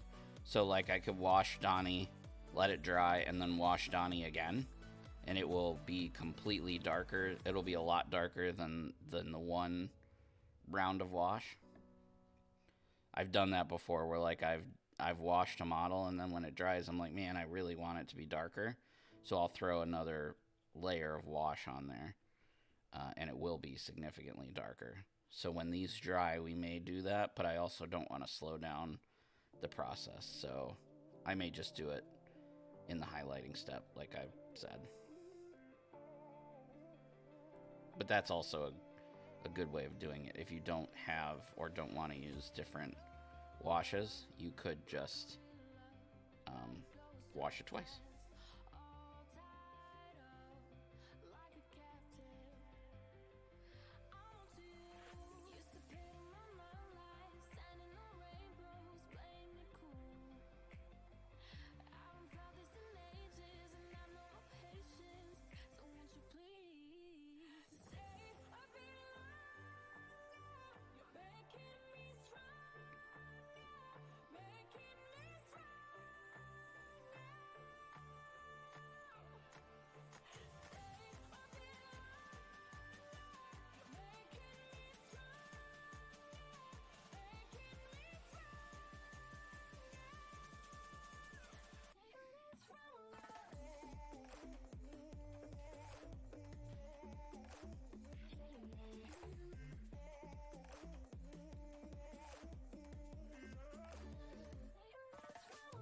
So for those of us just joining, or for those of you just joining, we are painting Teenage Mutant Ninja Turtles from a board game called Teenage Mutant Ninja Turtle Adventures.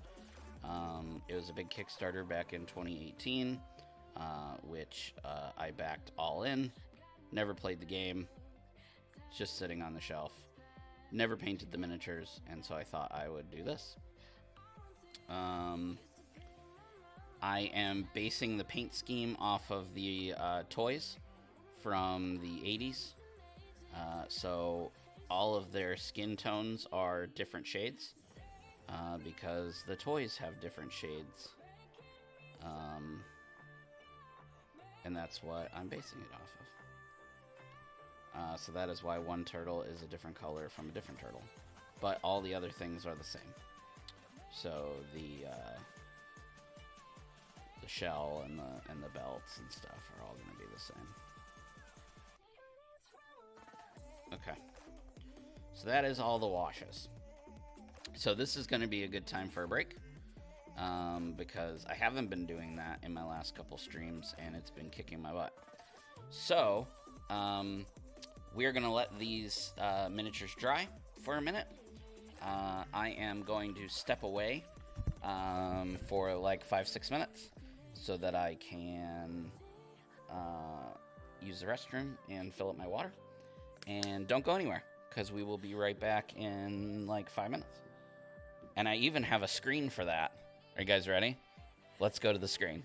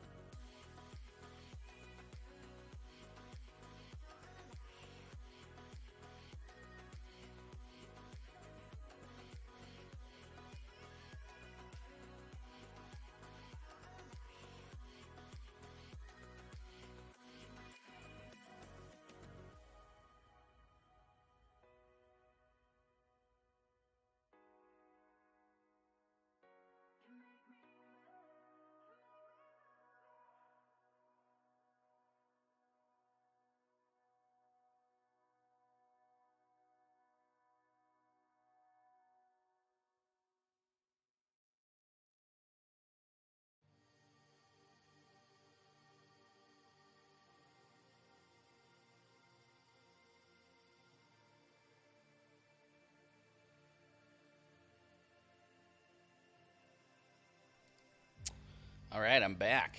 Did you miss me? I hope so. I hope you missed me. Okay, so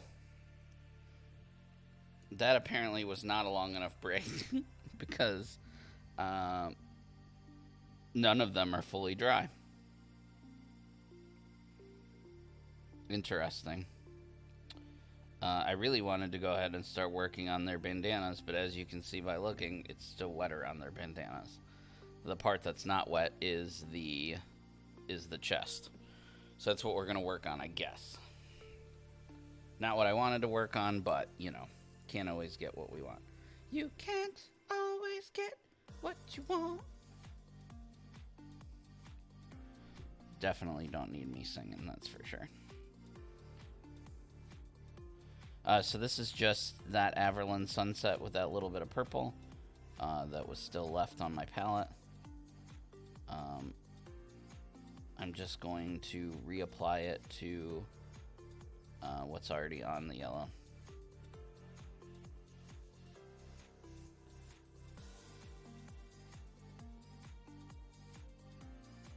I don't have the boxes anymore because they were too big and all the miniatures are like in a bin.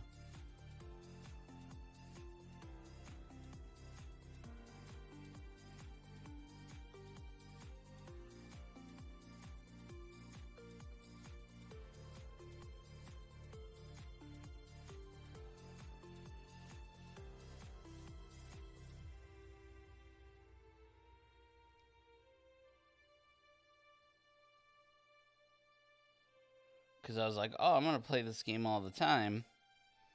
Let me go ahead and get rid of the boxes and just put everything in like one area so that way it's easier to get in and out when people play. And that was 4 years ago and I still haven't played the game.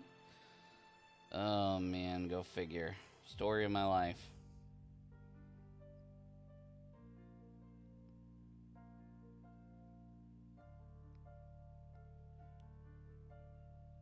Well, why do you keep buying games? 'Cause I like them.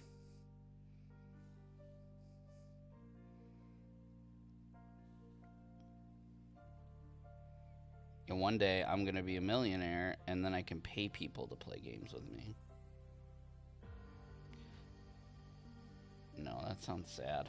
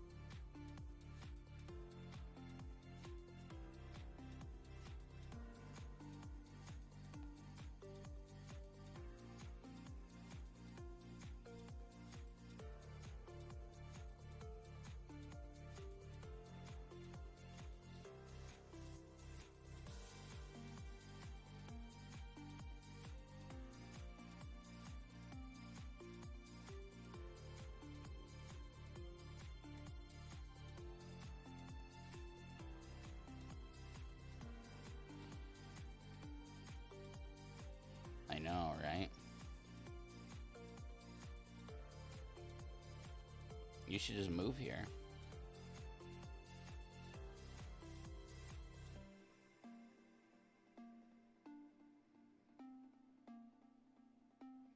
Amanda and I were talking about that the other day, like when Lily goes to school and we're kind of like empty nesters, what is really keeping us here when all of our friends are scattered everywhere?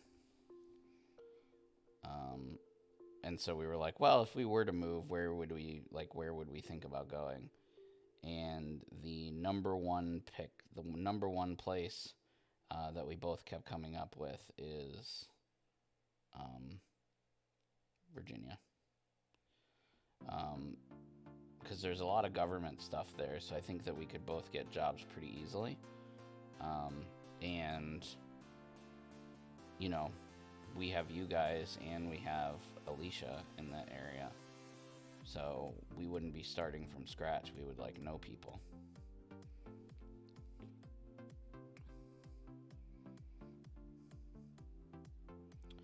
Ooh, man, that's like flooded with.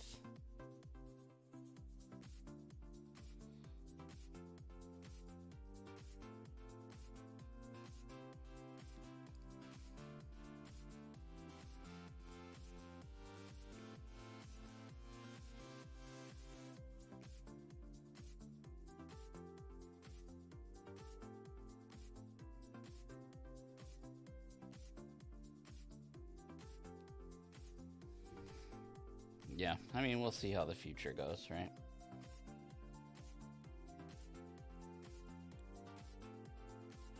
We definitely, I mean, Gabe's going to college like an hour away from here, so we definitely got to stay in the area at least to make sure he gets up and running in college. And then, you know, Lily, it'll depend on what she wants to do with her life.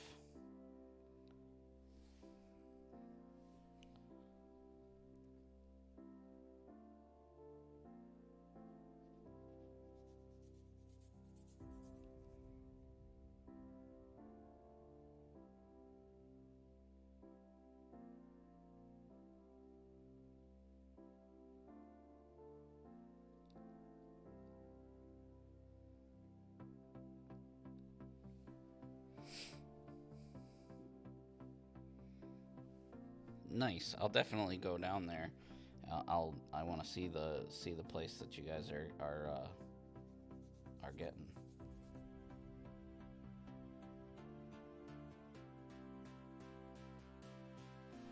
Maybe like in the fall or something. Summer's pretty crammed with Fan Expo and Costa Rica and.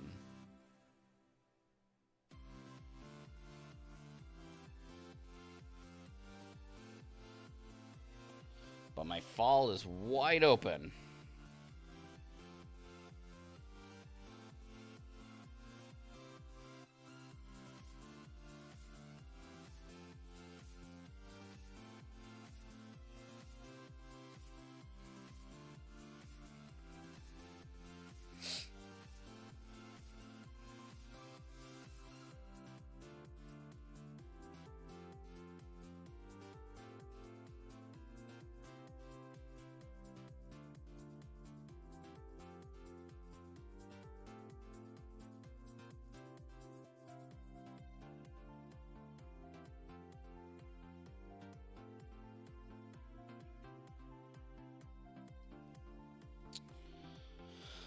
All right. Who needed a little help here? He looks fine. Guess we gotta go back over here to Mikey, huh? So right now I'm just kind of brightening back up the what we'll call the chest armor here, the chest plates. Waiting for those bandanas and stuff to kind of dry so that I can start working on them.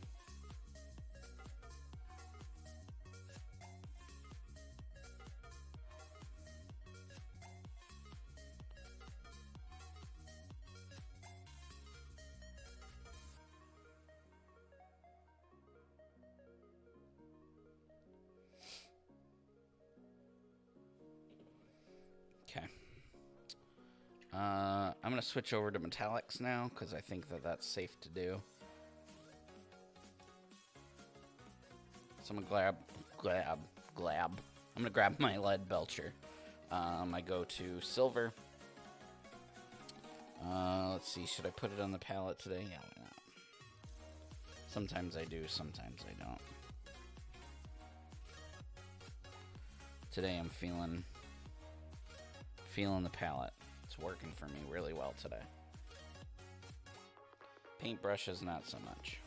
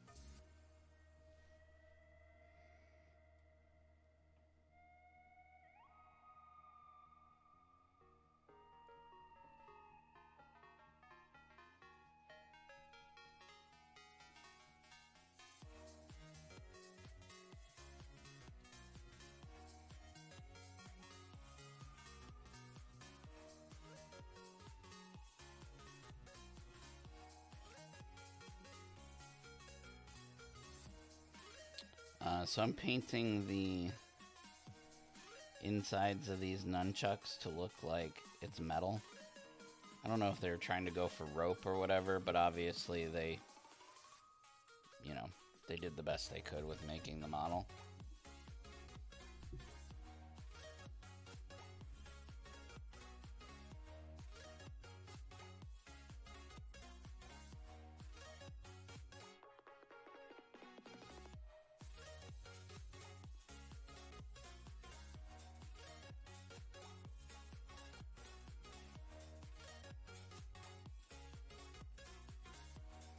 Painting the katanas here.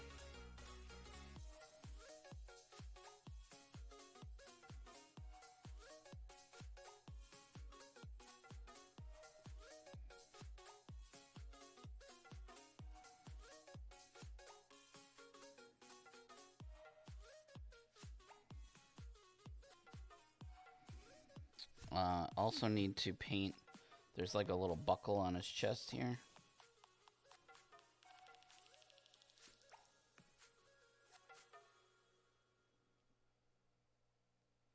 It's actually more like a metal ring, but you get the idea. Donnie has one as well.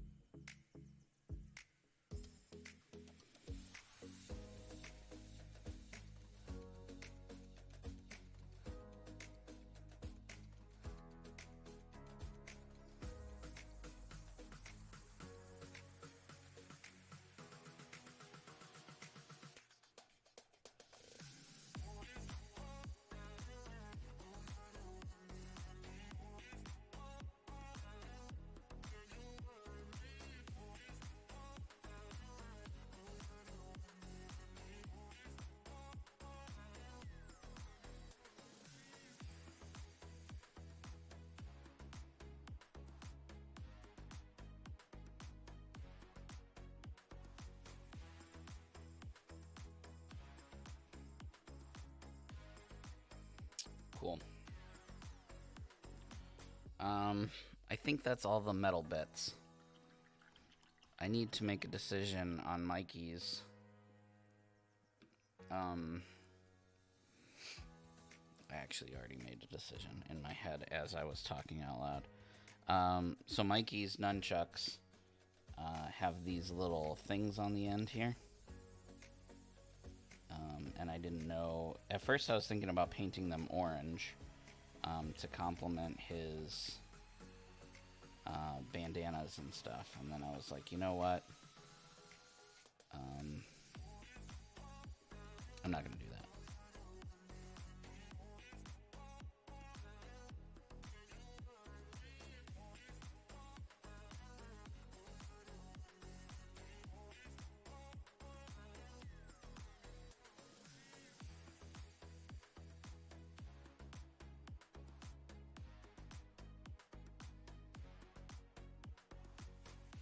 I thought about doing them metal, or, you know, but then that would kind of take away from...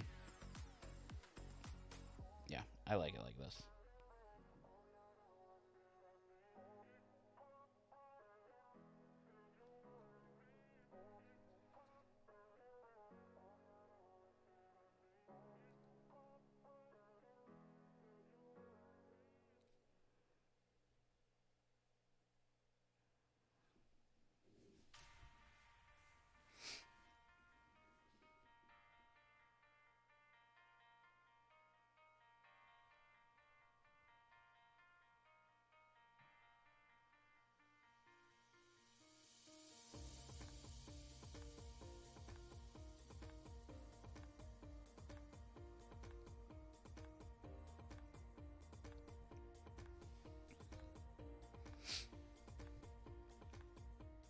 Sorry, I'm not talking a lot this second because these little details are tiny, so I'm focusing. Hyper focusing usually takes my attention away from talking, and I apologize. Because I like talking too. Oh boy. It looks alright. It's not as nice looking as I wanted it to be, but it looks better than just leaving it brown. And again, I could make it metal or even a different color metal than the metal that is supposed to look like the chain. But I really wanted it to have like high contrast. And this kind of fills that void, I guess.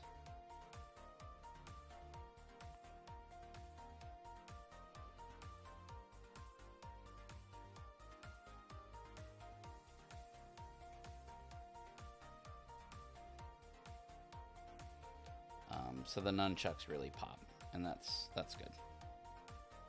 I like it. I like it, Picasso.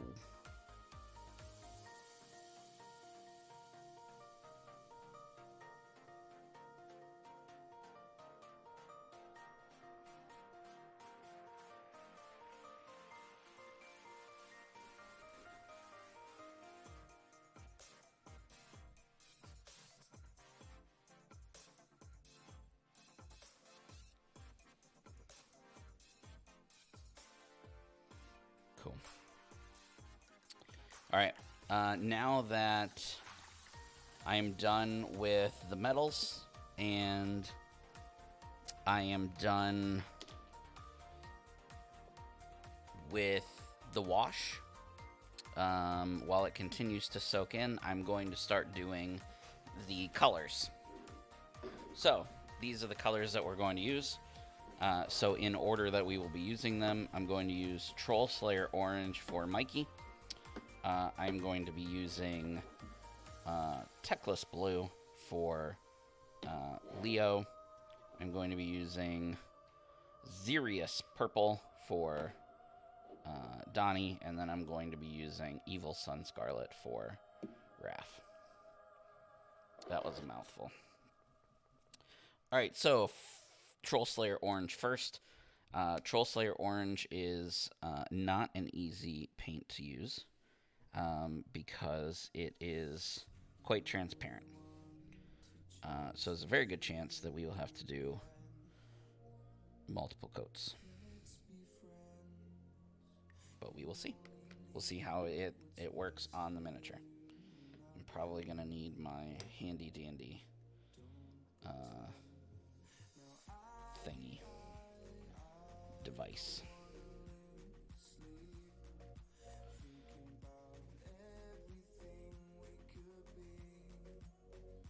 Oh yeah, definitely going to need multiple coats of this.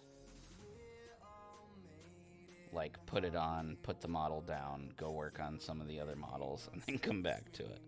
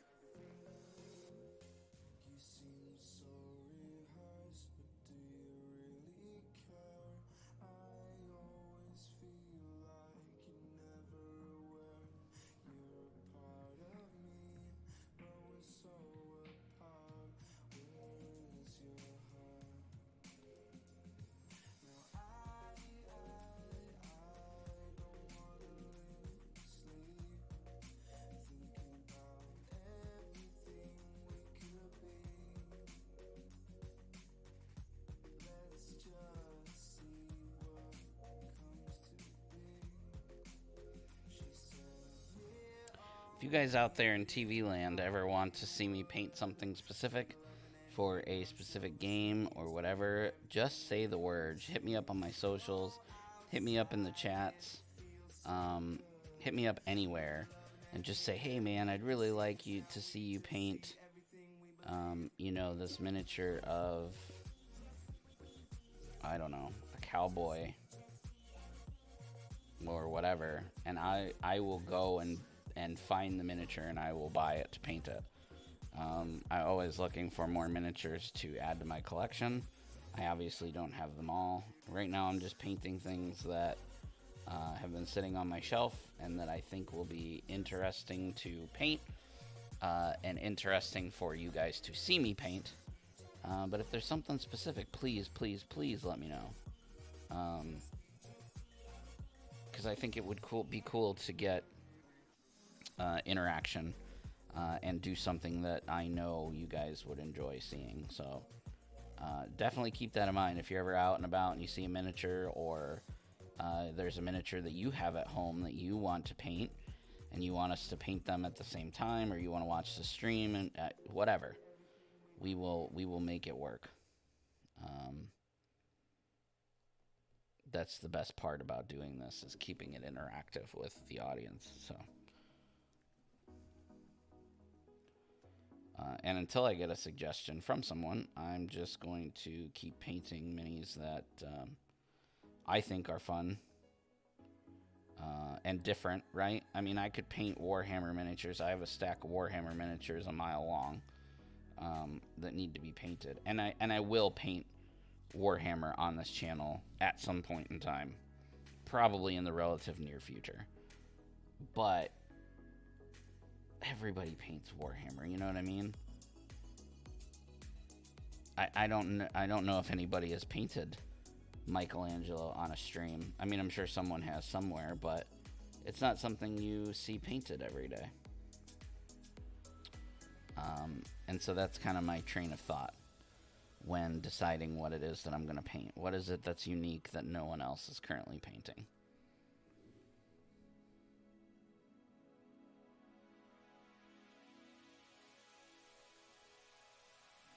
Yes, that is definitely on the bucket to do that.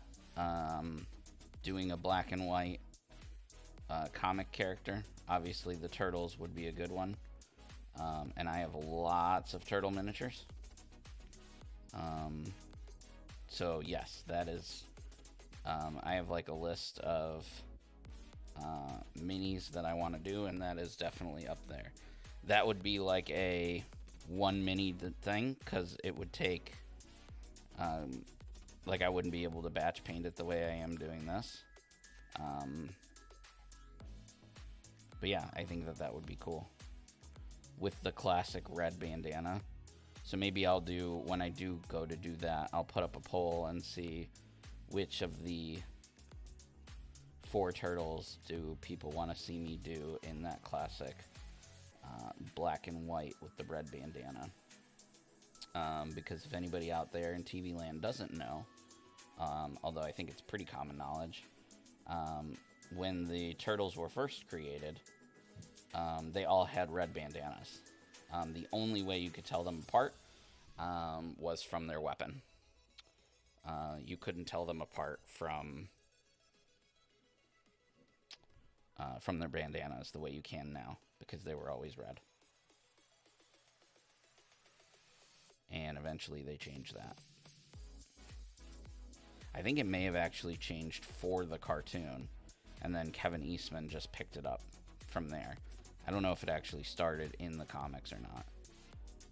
It would not surprise me if it started on the cartoon first, and then he adopted it into the comics.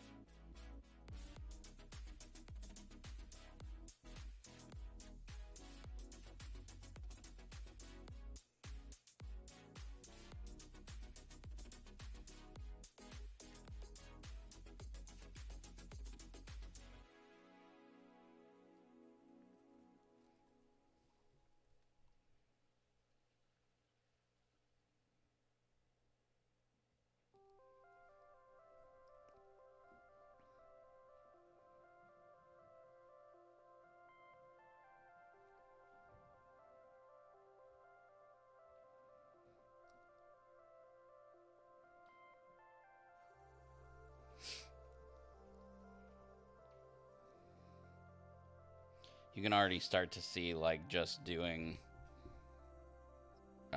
just doing like the knee pads and the elbow pads, how much character is coming out of these models.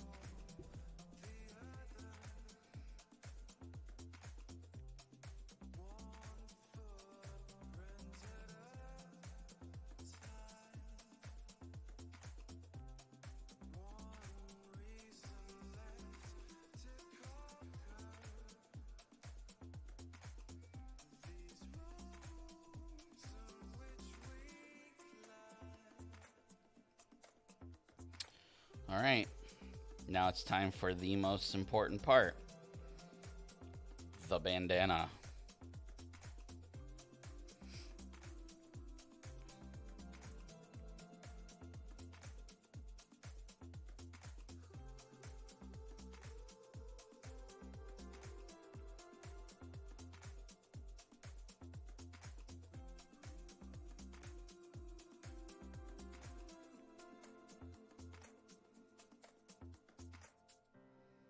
I don't have to be as careful as I'm being. If I get some orange or whatever on the green, like I still have a highlight step, at least one highlight step on the green. So I'm gonna be going over a lot of the green anyway. This is mostly me being careful is mostly practice for when I do have to be careful. So I tend to be careful as much as I can. Just because it helps me to keep my arms steady, it helps me to do all of that. So that's why when you see me, you're like, oh man, he's being super careful all the time. That means I have to be super careful. No, you don't. It's just sometimes, like now, I'm like, man, I could really use the practice.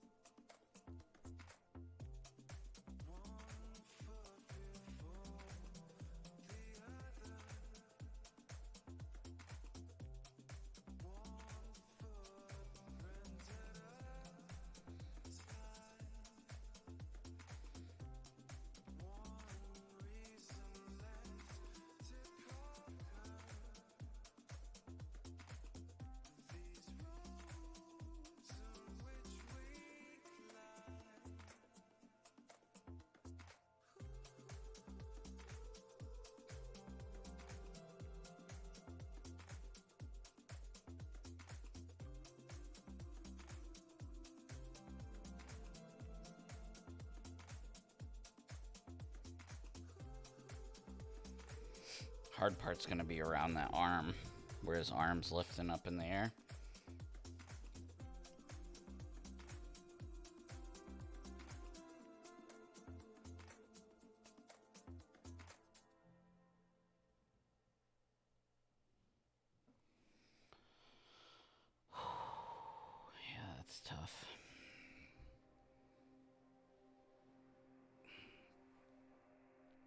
My hand is cramping from like intensely holding my brush.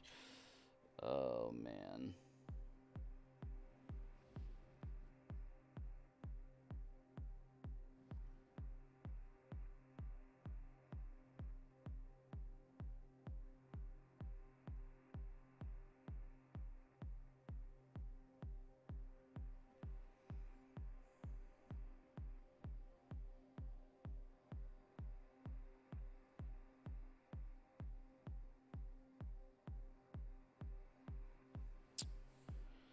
That's pretty darn good, guys. That's pretty darn good.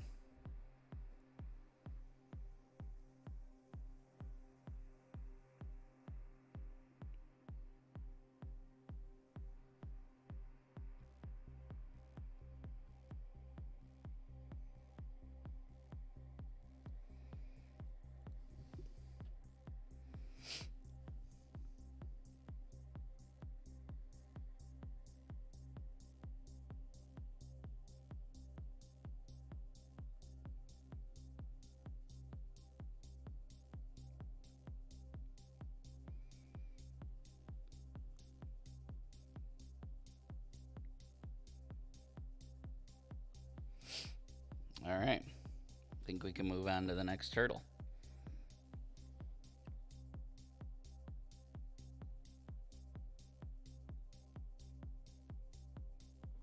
Hopefully the other turtles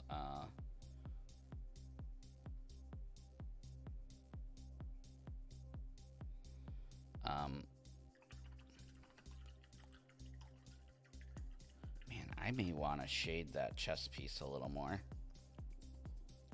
This in here, I'm going to. I'm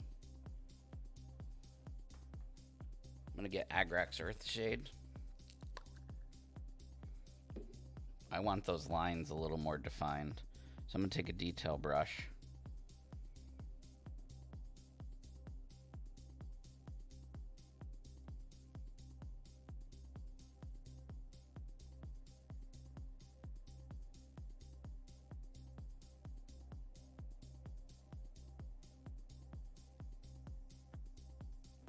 Noticing I'm not just slapping it on like I would normally. I'm getting as much off of my brush as I can. Talk to me. And I'm like painting it in there.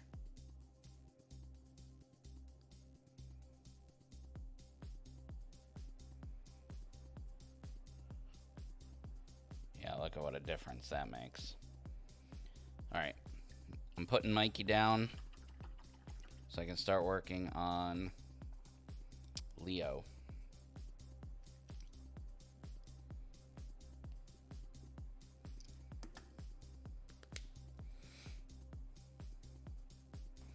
So one thing that I kind of told myself before this stream was, because I was painting 4 turtles, I am probably not going to get the bases done on this stream, because I'm focusing on getting the turtles completed if possible. And you guys know I don't like to go over like 3.5 hours, and we have 1 hour left. So the bases are most likely not going to get done. So what does that mean? Well, that means that I'm going to do them in a separate video. So I'm going to make a video to go exclusively up on the YouTube. So quick plug, make sure that you are a subscriber to our YouTube, so that way you can be notified when that video goes up. Rather than taking a whole stream next time to do just bases. I had a feeling that I was kind of ambitious with the bases, right? By rebasing them. Any other time I would have just painted the bases black and called it a day, with probably a rim around it that was the same color as the turtle. But I was like, you know what, I really want to do like these urban, city bases with like litter on the ground and rubble and looking like they're fighting in New York City. So I rebased them, and I was like, man, I can put like crumpled up newspaper on the ground, and bottles and cups, and maybe even like some water to make it look like it had rained. So that's going to take a minute to do. I'm going to do one off camera so that I can get an idea of what I need to do and how it's going to look. And then I'll do the other 3 on camera showing how to do it. Yeah. Had this gone significantly quicker, then I would have done the bases on the stream. Because I like I mentioned a few times at the beginning of the stream, I honestly just had no idea how long this was going to take. I know how long it takes me to paint one model. I can usually get it done in 3.5 hours. Painting 4 models, I thought, because of their size and because I'm painting them all very similarly, maybe it would go quicker. And I was mistaken. I mean, it did go quick, but not quick enough for me to be able to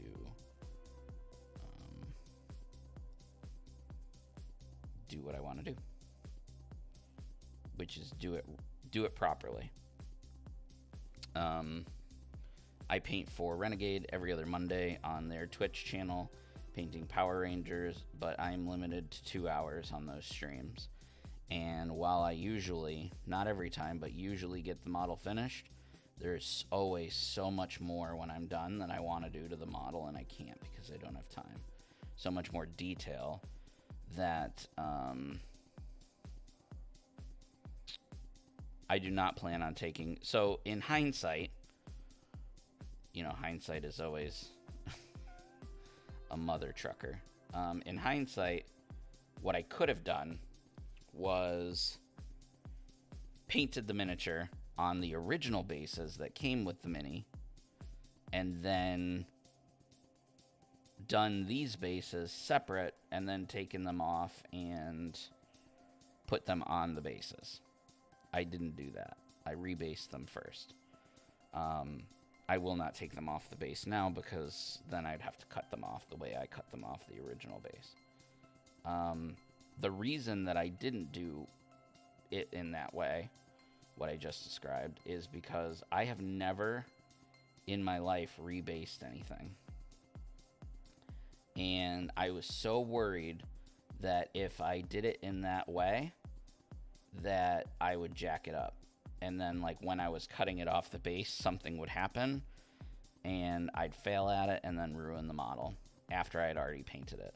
So I was like, I'm going to go ahead and do it first, and then that way, if something happens, I have backup models I can use. But since it was my first time rebasing something, which I will make that into a Tuesday tip eventually, rebase it now that I know how to do it and I feel comfortable. Because sometimes with single piece models, and I say single piece models in that they already come based. If you build a model like we did the Boba Fett, like if you remember when we did Boba Fett, I painted him off of his base and then I glued him onto his base. That is not a single piece model. I had to build that model. But for single piece models, most of the time, with the exception of like that He-Man model, which was also a single piece, most of the time, the bases are super plain. And there's only so much you can do with them. These bases that came with Marvel Crisis Protocol are so dynamic and they're so cool as far as like using to build off of them to make that like city look that like literally I was driving home from work and I was like the idea popped in my head, and as it was popping in my head and I was deciding how I was going to do it, I was just thinking out loud, man, I'm biting off more than I can chew. This is going to be like a 12-hour stream. And then I was talking to G actually, and he was like, well, if you don't get the bases done, then you can always turn that into another video. And I was like, well, I don't want to live stream that. And he's like, no, just post it as a YouTube video. You can still post the finished product on your socials and then just type, you know, to see how I did the bases, go check it out on my YouTube. And I was like, oh, that's brilliant. I was like, but I still want to try and get it done on the stream. I was like, yeah, totally. And if you can, great. But if you can't, you have a backup plan.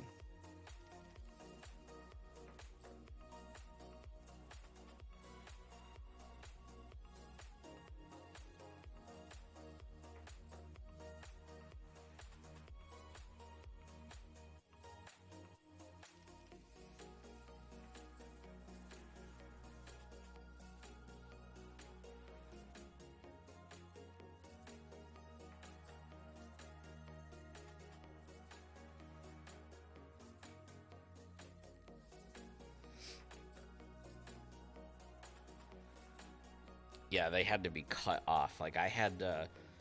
Oh man, it was intense. Because it's like if you slip with the knife, the miniature could potentially be ruined. So it went very slow. It took me like a half an hour to cut 4 small miniatures off of bases because I was just so careful and so paranoid. And it's funny because I watched a YouTuber, like how they did it and how they recommended it, and he did like 30 minis in like 5 minutes. And I was like, goodness gracious, this looks easy. And then I got to mine and I was like, oh God, don't screw it up. Don't screw it up. All right, and there's Leo. Looking fab. Donnie, you're next.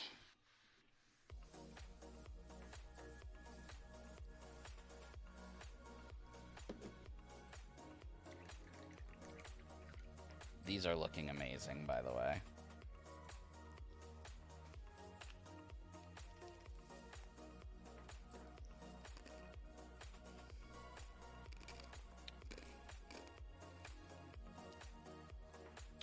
Quick check of the Celtics score. Holy crap. The Celtics are up 25 with 2 minutes left in the second. It is 64-39. Holy crap. Man, they need to keep that momentum going. They are up 25 at almost the half. Ooh. All right, purple, I'm using this. This is for Donnie, obviously.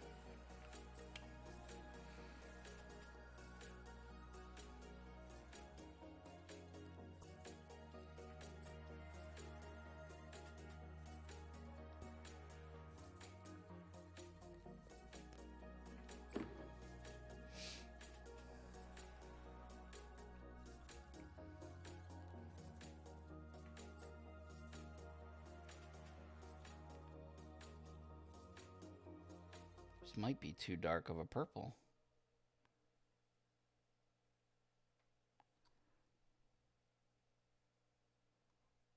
It's looking kind of dark. Let me try. Gene Stealer purple might be too bright. I might have to do like a mix of the two.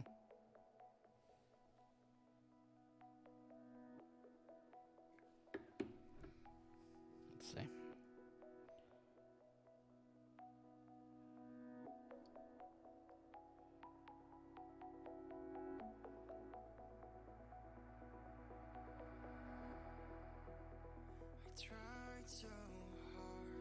Yep, we're switching.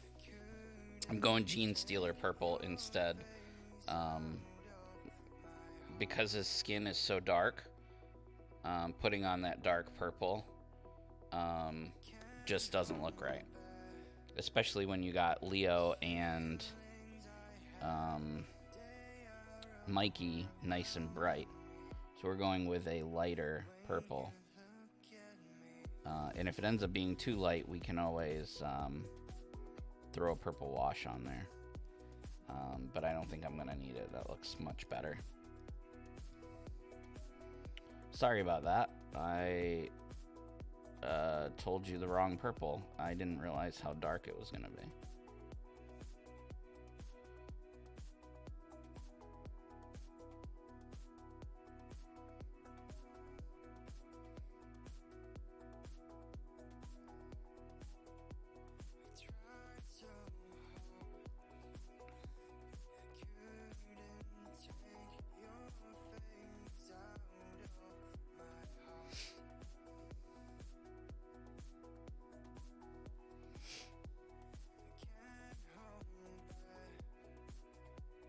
I can't believe that Celtics score, man. They came out swinging. I don't want to jinx it, though, because when they played on Tuesday, they played a very good first half. I mean, they weren't up 25. They were only up like 8 or something like that. And then Miami came out in the third and just freaking wrecked Boston. And we kind of made a little run at the end to try and come back, but by then we were just devastated. And for those of you who do not watch basketball, I apologize for boring you with my basketball talk. I'm a huge Celtics fan, have been for several years now. Basically ever since I moved to Boston. So what, 10 years? Has it been 10 years? Yeah, it'll be 10 years in September. Wait. Yeah, 10 years in September that we've lived here.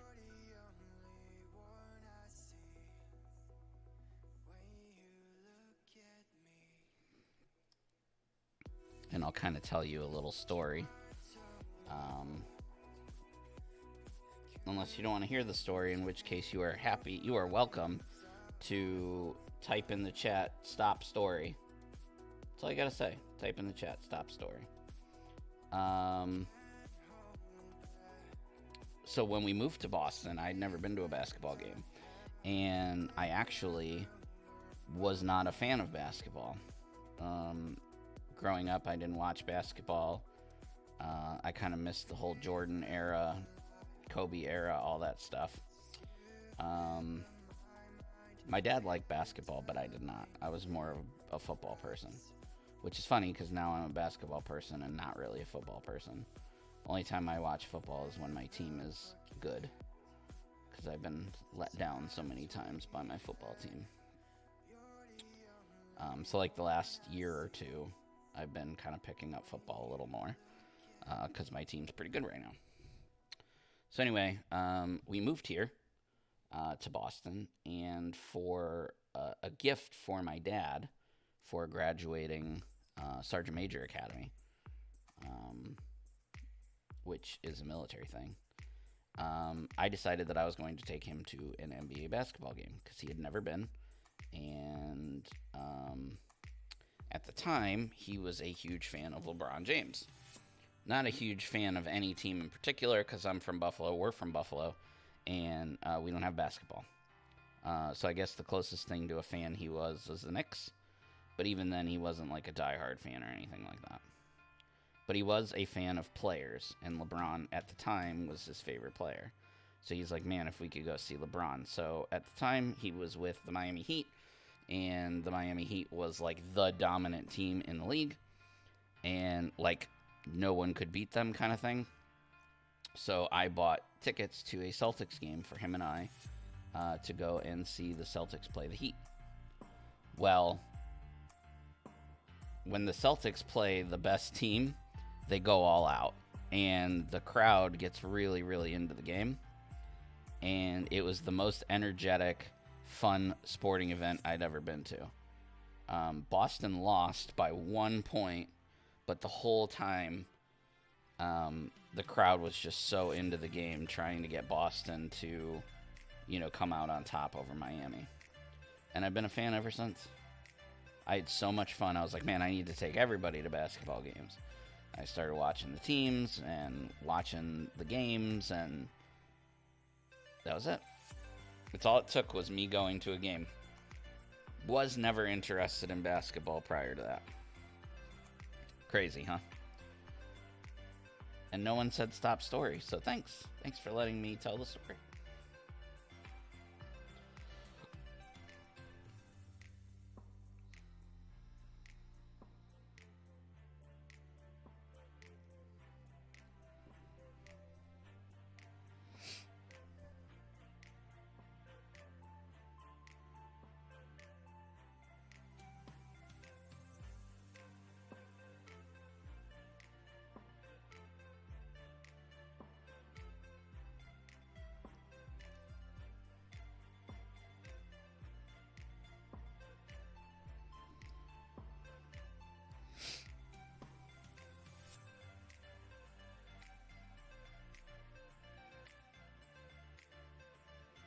since living in Boston, I have been to a sporting event for every team in New England.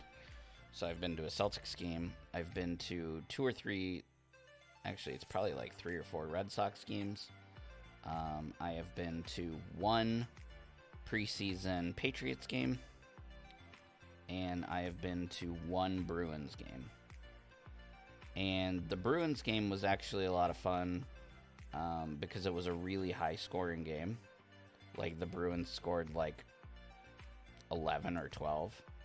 And every time they score in hockey, like, they blare these horns and everybody goes crazy. More so than they even do in basketball. So that was a lot of fun, but I think that was a little outside the norm because games are usually not that high scoring. Unless you're Tony and playing a video game. Because he scores like 50 points in a game. Maybe not that high, but. Tony, what is the highest you've ever scored in a, like, hockey game?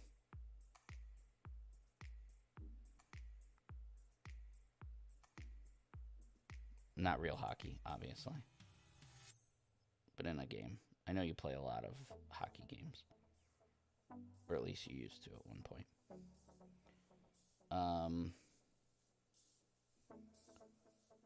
So yeah, nothing beats a basketball game in my opinion.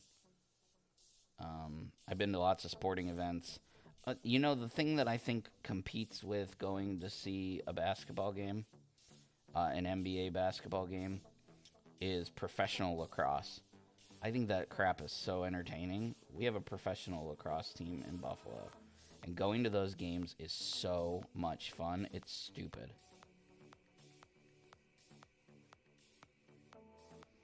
Ten-minute periods, the most you've ever scored was 22. That's still crazy.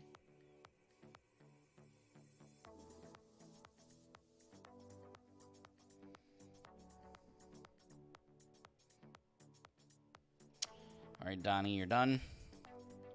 I am going to quickly go back to Leo and Donnie, actually. And I'm going to get that Agrax Earthshade like I did for Mikey.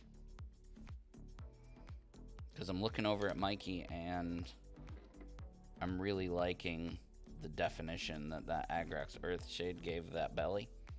So I'm going to do the same thing really quickly to the other turtles that I've already done the bandanas for. So let's grab Donnie real quick.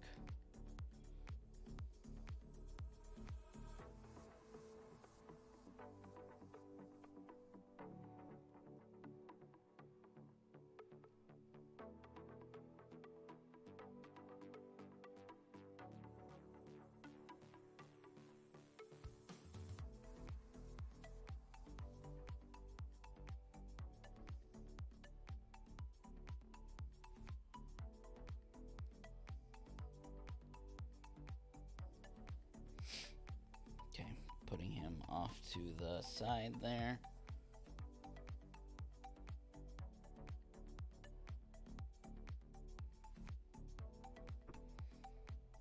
Let's grab Leo.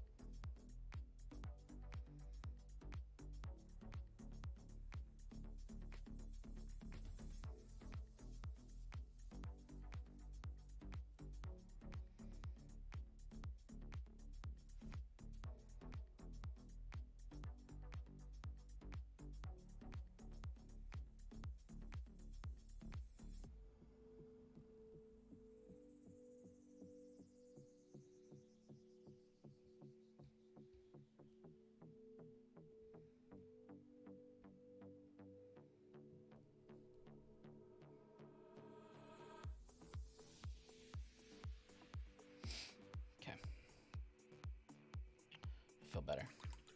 Gotta make sure I do that with Raph, too. You beat that once, but I don't count it for 2 reasons. 1, you were playing with another human player on my team against the computer, and 2, the team was all 99s. Gotcha.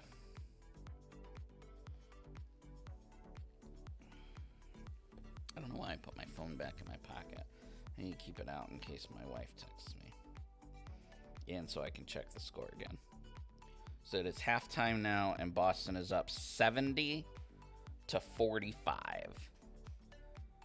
70 to 45.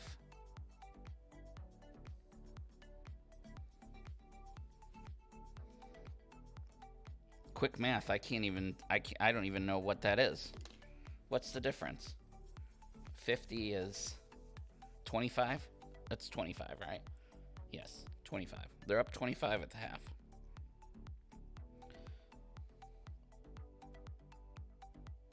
That's pretty darn good in basketball. Miami's going to have a tough time coming back from that. Knock on wood. All right, moving on to Raph. Raph, we're using Evil Sun Scarlet.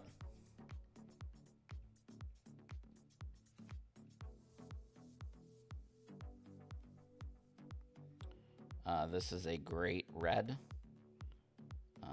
That is not. It's not a deep red, but it's not. It's not orange.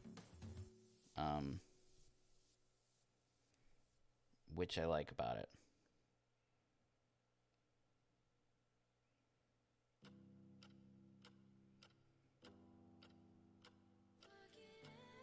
It's just a nice bright red.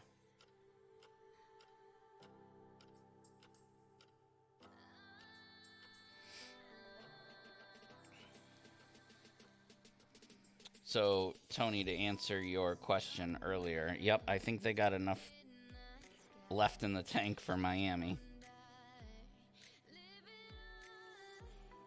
No excuse going forward. I think Al Horford's playing. I don't know if Marcus Smart is playing. Last minute I saw that Al Horford had gotten out of COVID protocol at the last minute. He passed whatever he needed to pass, so I think he was eligible to play. I think Marcus Smart was still questionable.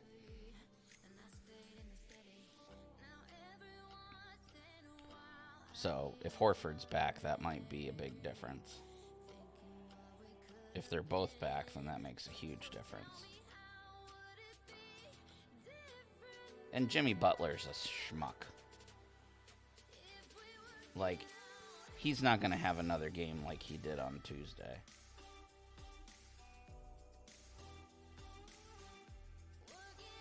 That was like his one and done. You know, he blew his wad on that first game. I can't stand him because he's so cocky. I get it, a lot of basketball players are cocky, but there are a few that take it to the next level. And he is one of them. Russell Westbrook is another. Kyrie Irving is the worst.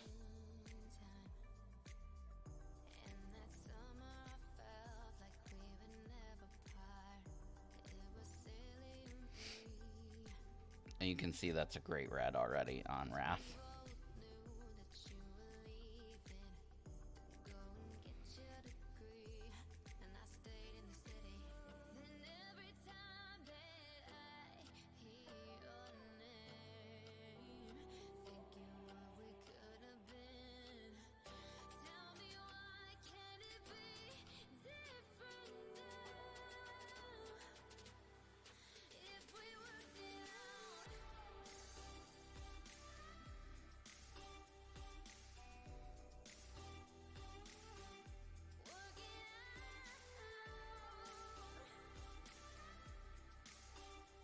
Oh, I'm so glad Kyrie left. I mean, at the time, I was pissed because he had he promised that he was going to re-sign. Like, he went to an event in Boston and told the fans, like, look, I'm re-signing. You don't have to worry about me going anywhere. And then he left. Same year he said he was going to stay.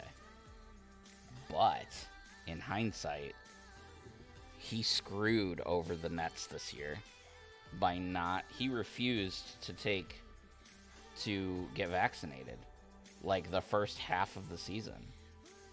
So the only reason that the Nets finished in such a bad record is because Kyrie didn't even play half the season, because he was a punk about being vaccinated. It's like, if I was the owner, I'd be like, that's fine, you ain't getting paid. As a matter of fact, we're going to take money from you. Or, you know, the league should punish players that are refusing to get vaccinated. You know, you have to pay a fine or whatever, because you're literally screwing over your teammates. Like, that's not cool. If he was on Boston and did that, man, the people would revolt. Be a freaking mutiny on your hands, buddy. Bostonians don't play. Yes, thank you. That's exactly it. He's just drama, drama, drama.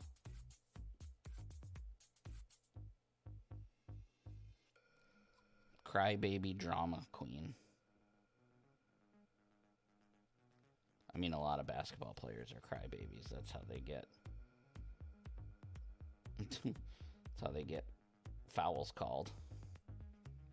Throwing themselves on the ground when they get, like, a little tap. It's kind of funny.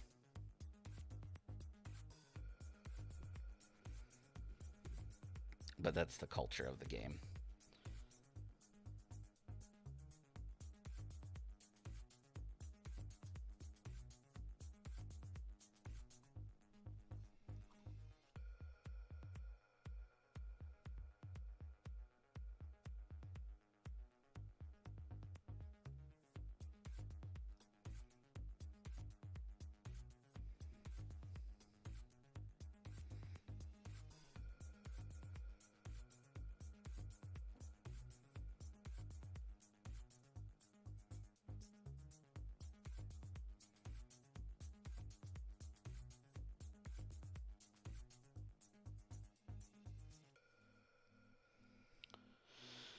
Oh boy.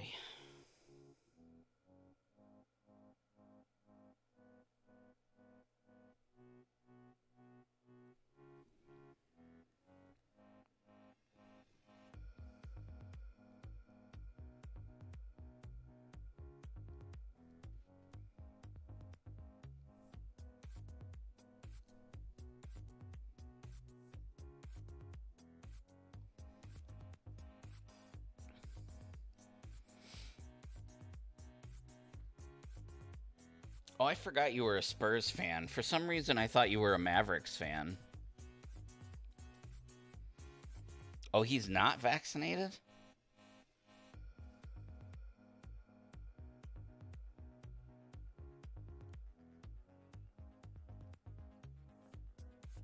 I don't know why I thought you were a Mavericks fan. Because I was going to say, like, Celtics might face the Mavericks in the finals.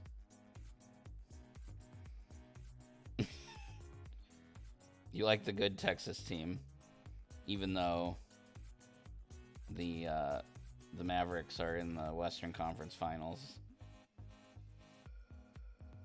They might get blown out, though. I mean, Luka's a great player, but Steph Curry is playing like his young self right now. He's playing beast mode. So they may get swept. I don't think they will, because Luka's too good, but we'll see. Either way, when Boston goes to the finals, which I believe they will, we will not have home court. I figured that out today. Because the regular season record for both Golden State and Dallas are higher than the Celtics. And that's what they go off of, regular season record. So regardless of who we play in the finals, we will not have home court.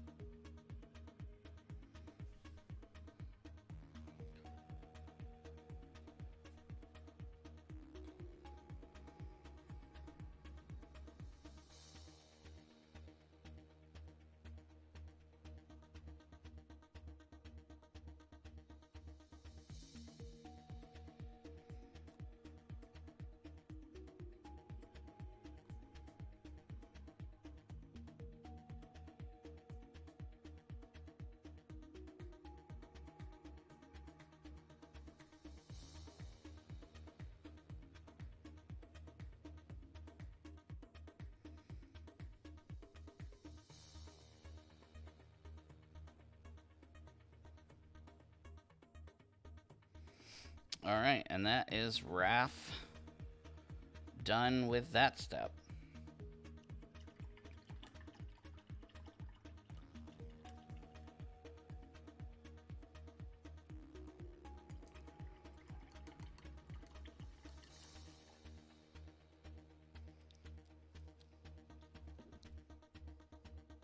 Grab that Agrax Earthshade to do that that chest area on Raph before I say he's done.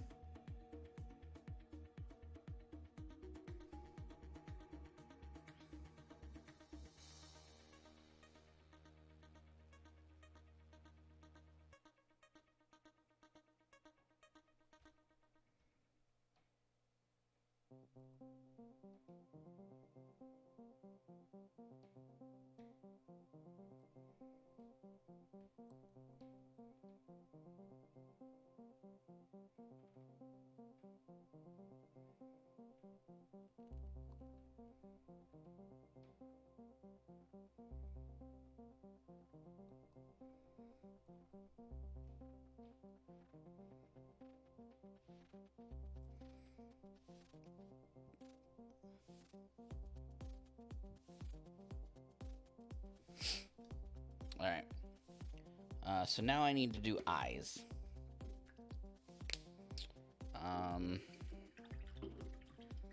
Gotta figure out the best way to do these eyes. I think we do the black-white method like we normally do.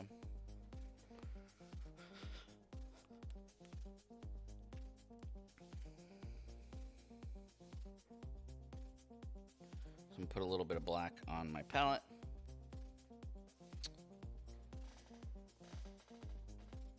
And a little bit of Althuan Gray, which is what I use for white. And essentially we're gonna do the same thing that we do when we paint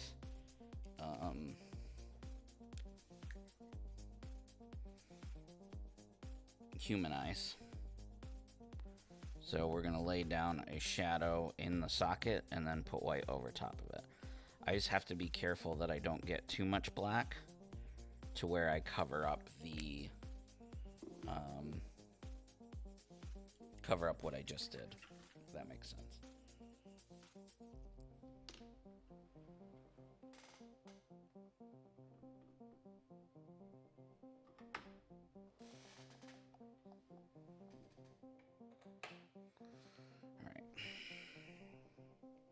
Who are we gonna do first? I guess I'll do Raph since because he's still drying.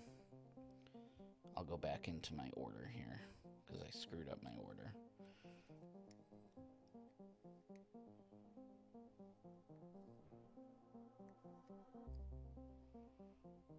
All right, so black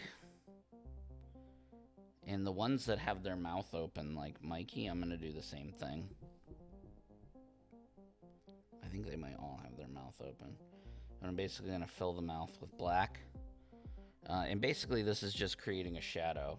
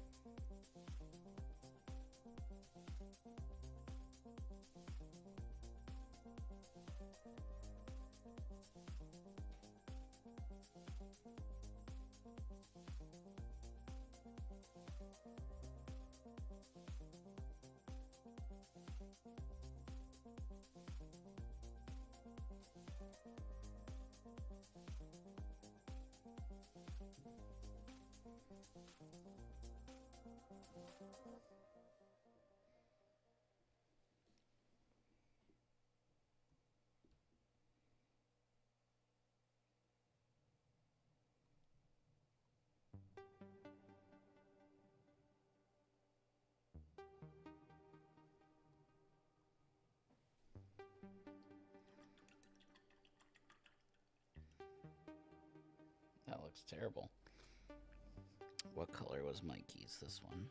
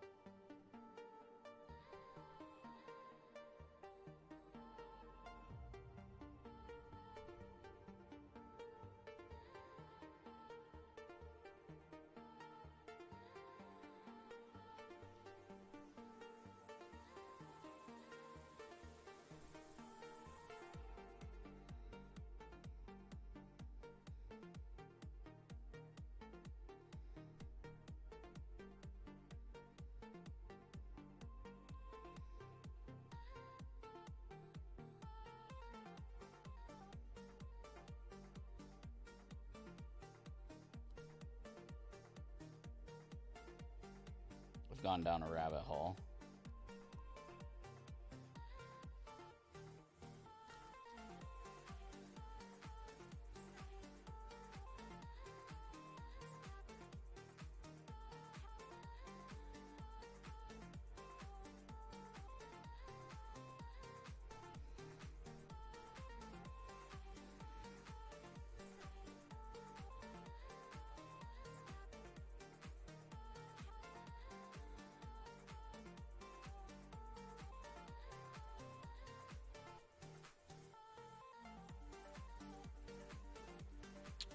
I'm not supposed to be highlighting the green. I'm supposed to be doing eyes.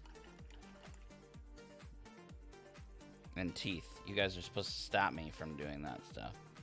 Alright, so there's the face.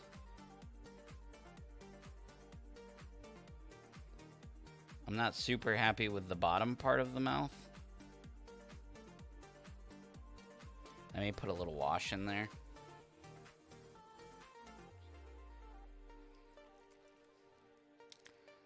I'm going to. I shouldn't say I may. Because that implies that I'm thinking about doing something else, and I'm not.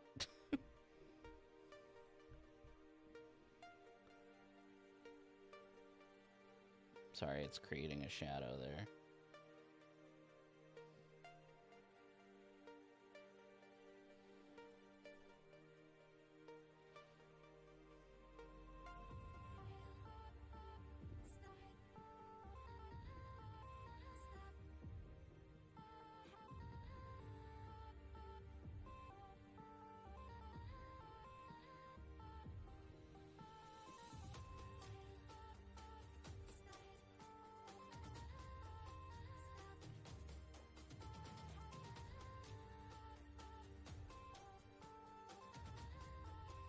Alright, I'm putting Mikey down. Because I'm gonna end up down a bad rabbit hole. Who was next? Leo was next. We're almost done, by the way.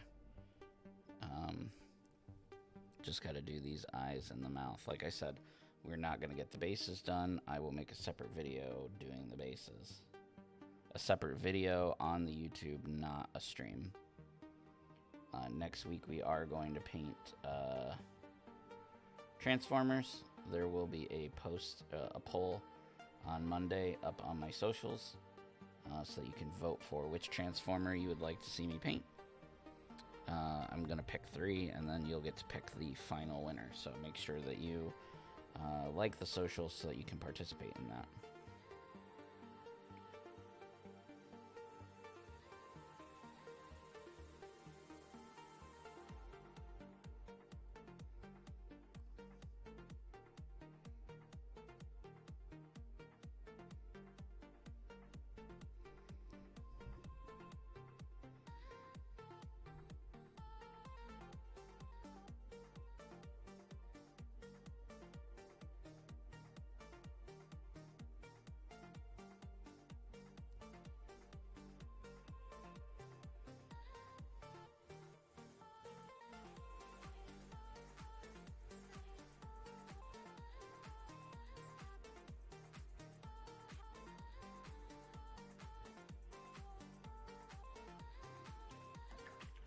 Oh, that's really blurry. Sorry about that.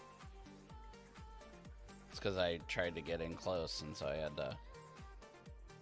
But unfortunately, I can't paint like this because it's too high.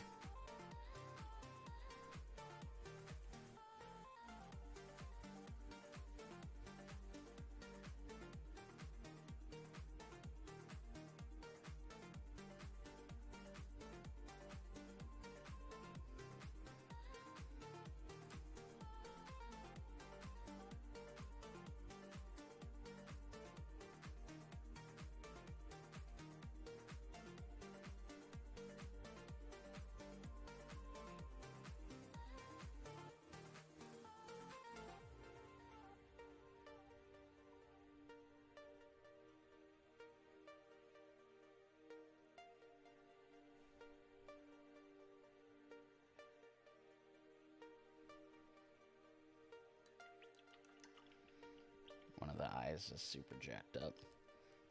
But the mouth did good, so go figure.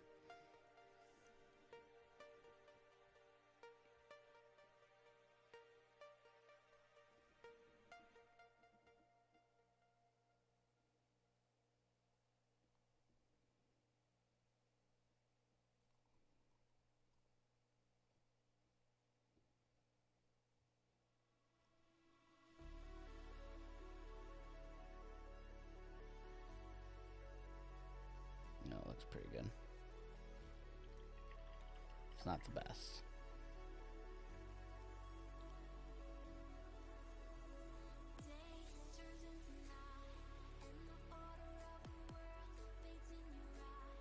part of the problem is his mask is different than Mikey's, like as far as like the folds in the front.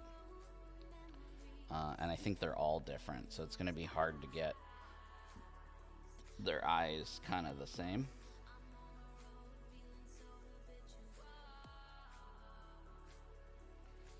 So the best thing I can do in this situation is put a wash in there and then try and brighten it up, because the wash will settle into the folds naturally, and it'll be easier for me to pick out where they should go. I kind of darken the front of the nose here, gives it more of the folds a little more distinction. So I'm going to put Leo off to the side because I'm going to kind of redo him a little bit. That's the beauty of the washes, man. They're so versatile in what they can help you to accomplish.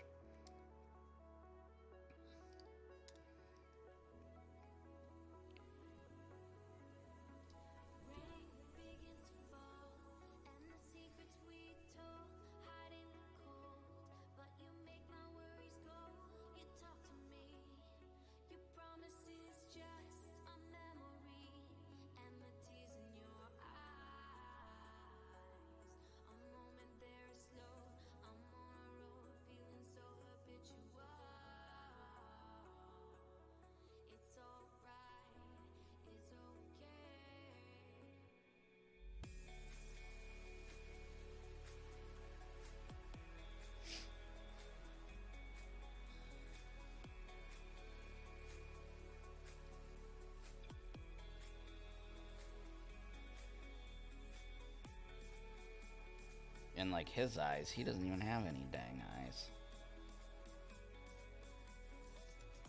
Oh, that's way too much paint. Ugh, terrible, terrible, terrible.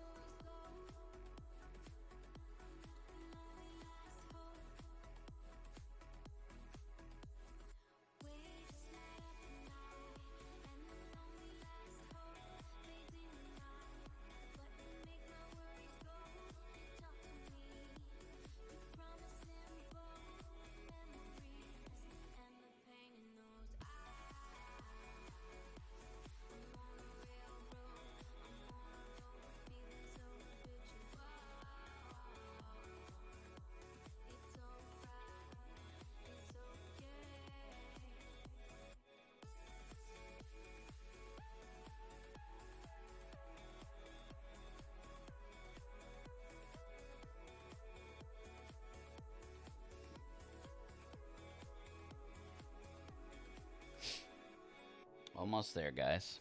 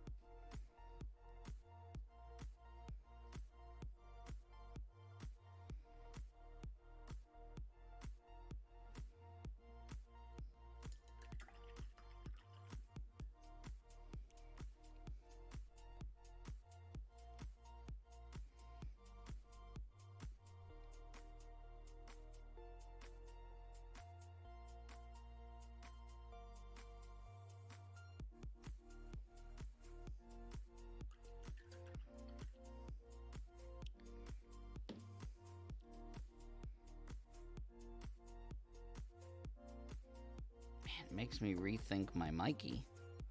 And I really liked how that initially turned out, but now I'm like, yeah, this has got to be too big.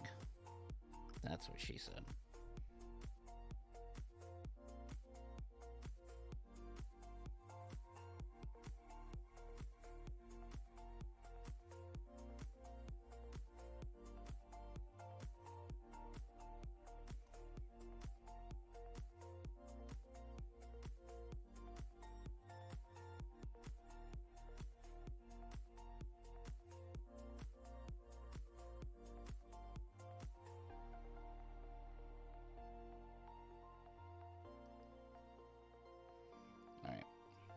Mikey down.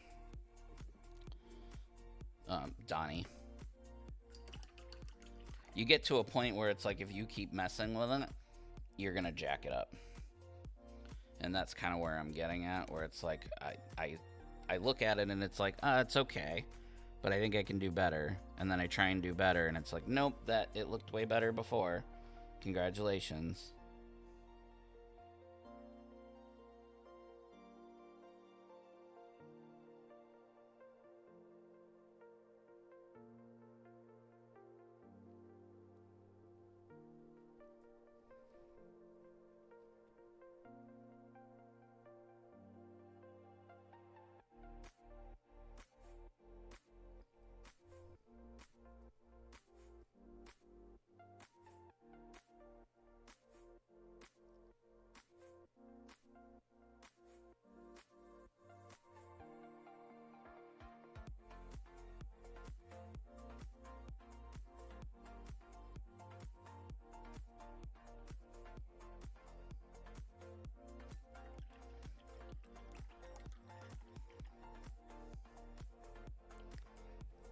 Almost there.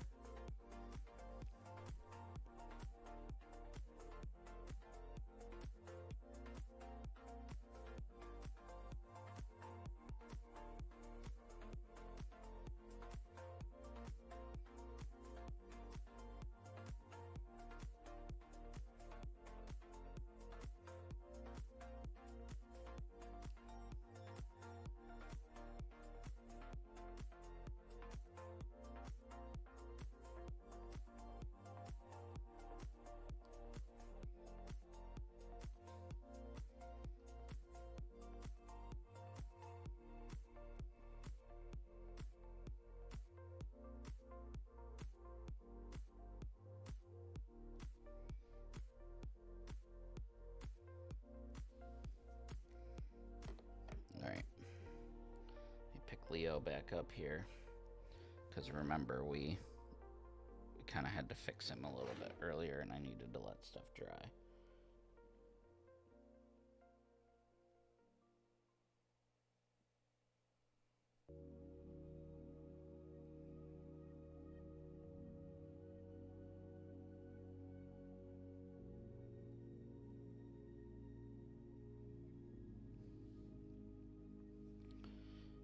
Look at Mikey again. His eye, the slots on his eyes are just so much smaller than the other turtles.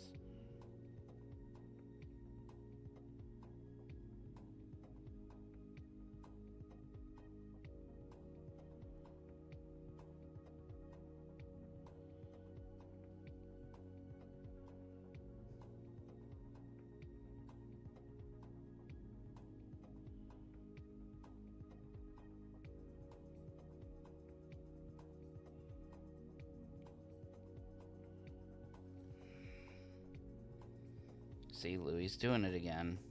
He should have just left it alone.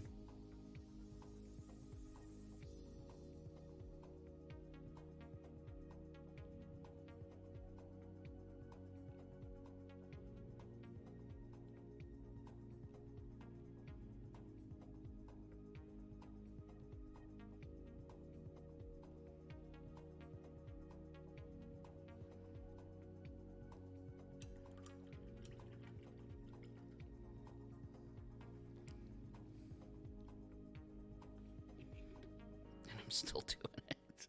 Almost done, I promise.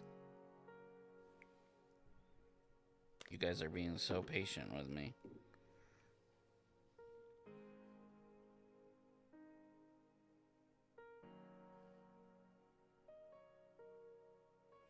Don't get distracted, Louie.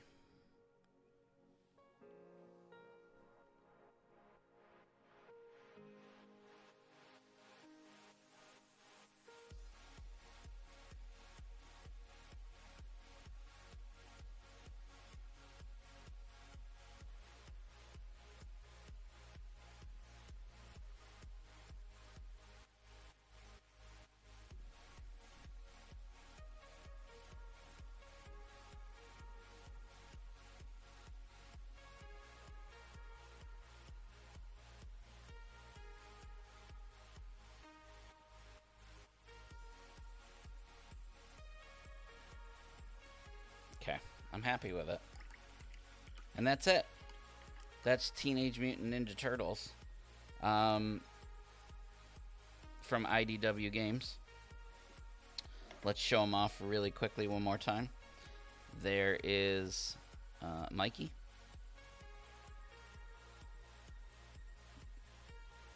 There is Leo.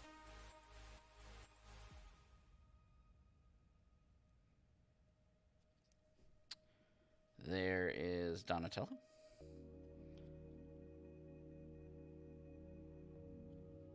And there is our boy Raphael, who has the smallest eyes of the group. I'm not going to touch him. I'm not going to do it. All right. So I just realized I took my hat off and never put it back on. No one told me. Thanks, chat. Thanks a lot. I'm joking. It's fine. We're all fine here. Gotta straighten out my brushes. So thank you, everybody that tuned in, everybody that stuck around to the end. I really, really, really, really appreciate you. Like I said, I am going to turn the remainder of these models into at least one video doing the bases. Maybe I'll do a video that says, like, you know, take your miniatures to the next level kind of thing, and do some more highlighting. I really want to make Leo a little brighter than he is to keep Donatello as dark as he is, if that makes sense. But I may do that in a video as well. I'll have to consult with my legal team to see what I should do. Anyway, I appreciate y'all. Like I said, follow all the socials, which are not up there anymore. It really helps me out, and you get to see what's coming up next. So we will be back here next week, same bat time, same bat channel, same daddy time, same daddy channel. And we will be painting, like I said, Transformers, and you will get to pick which Transformer we paint. So, as always, make sure that you take care of yourself, take care of each other, play your games and paint your miniatures, and we will roll the pressing buttons outro. See you later, guys. It's so tiny.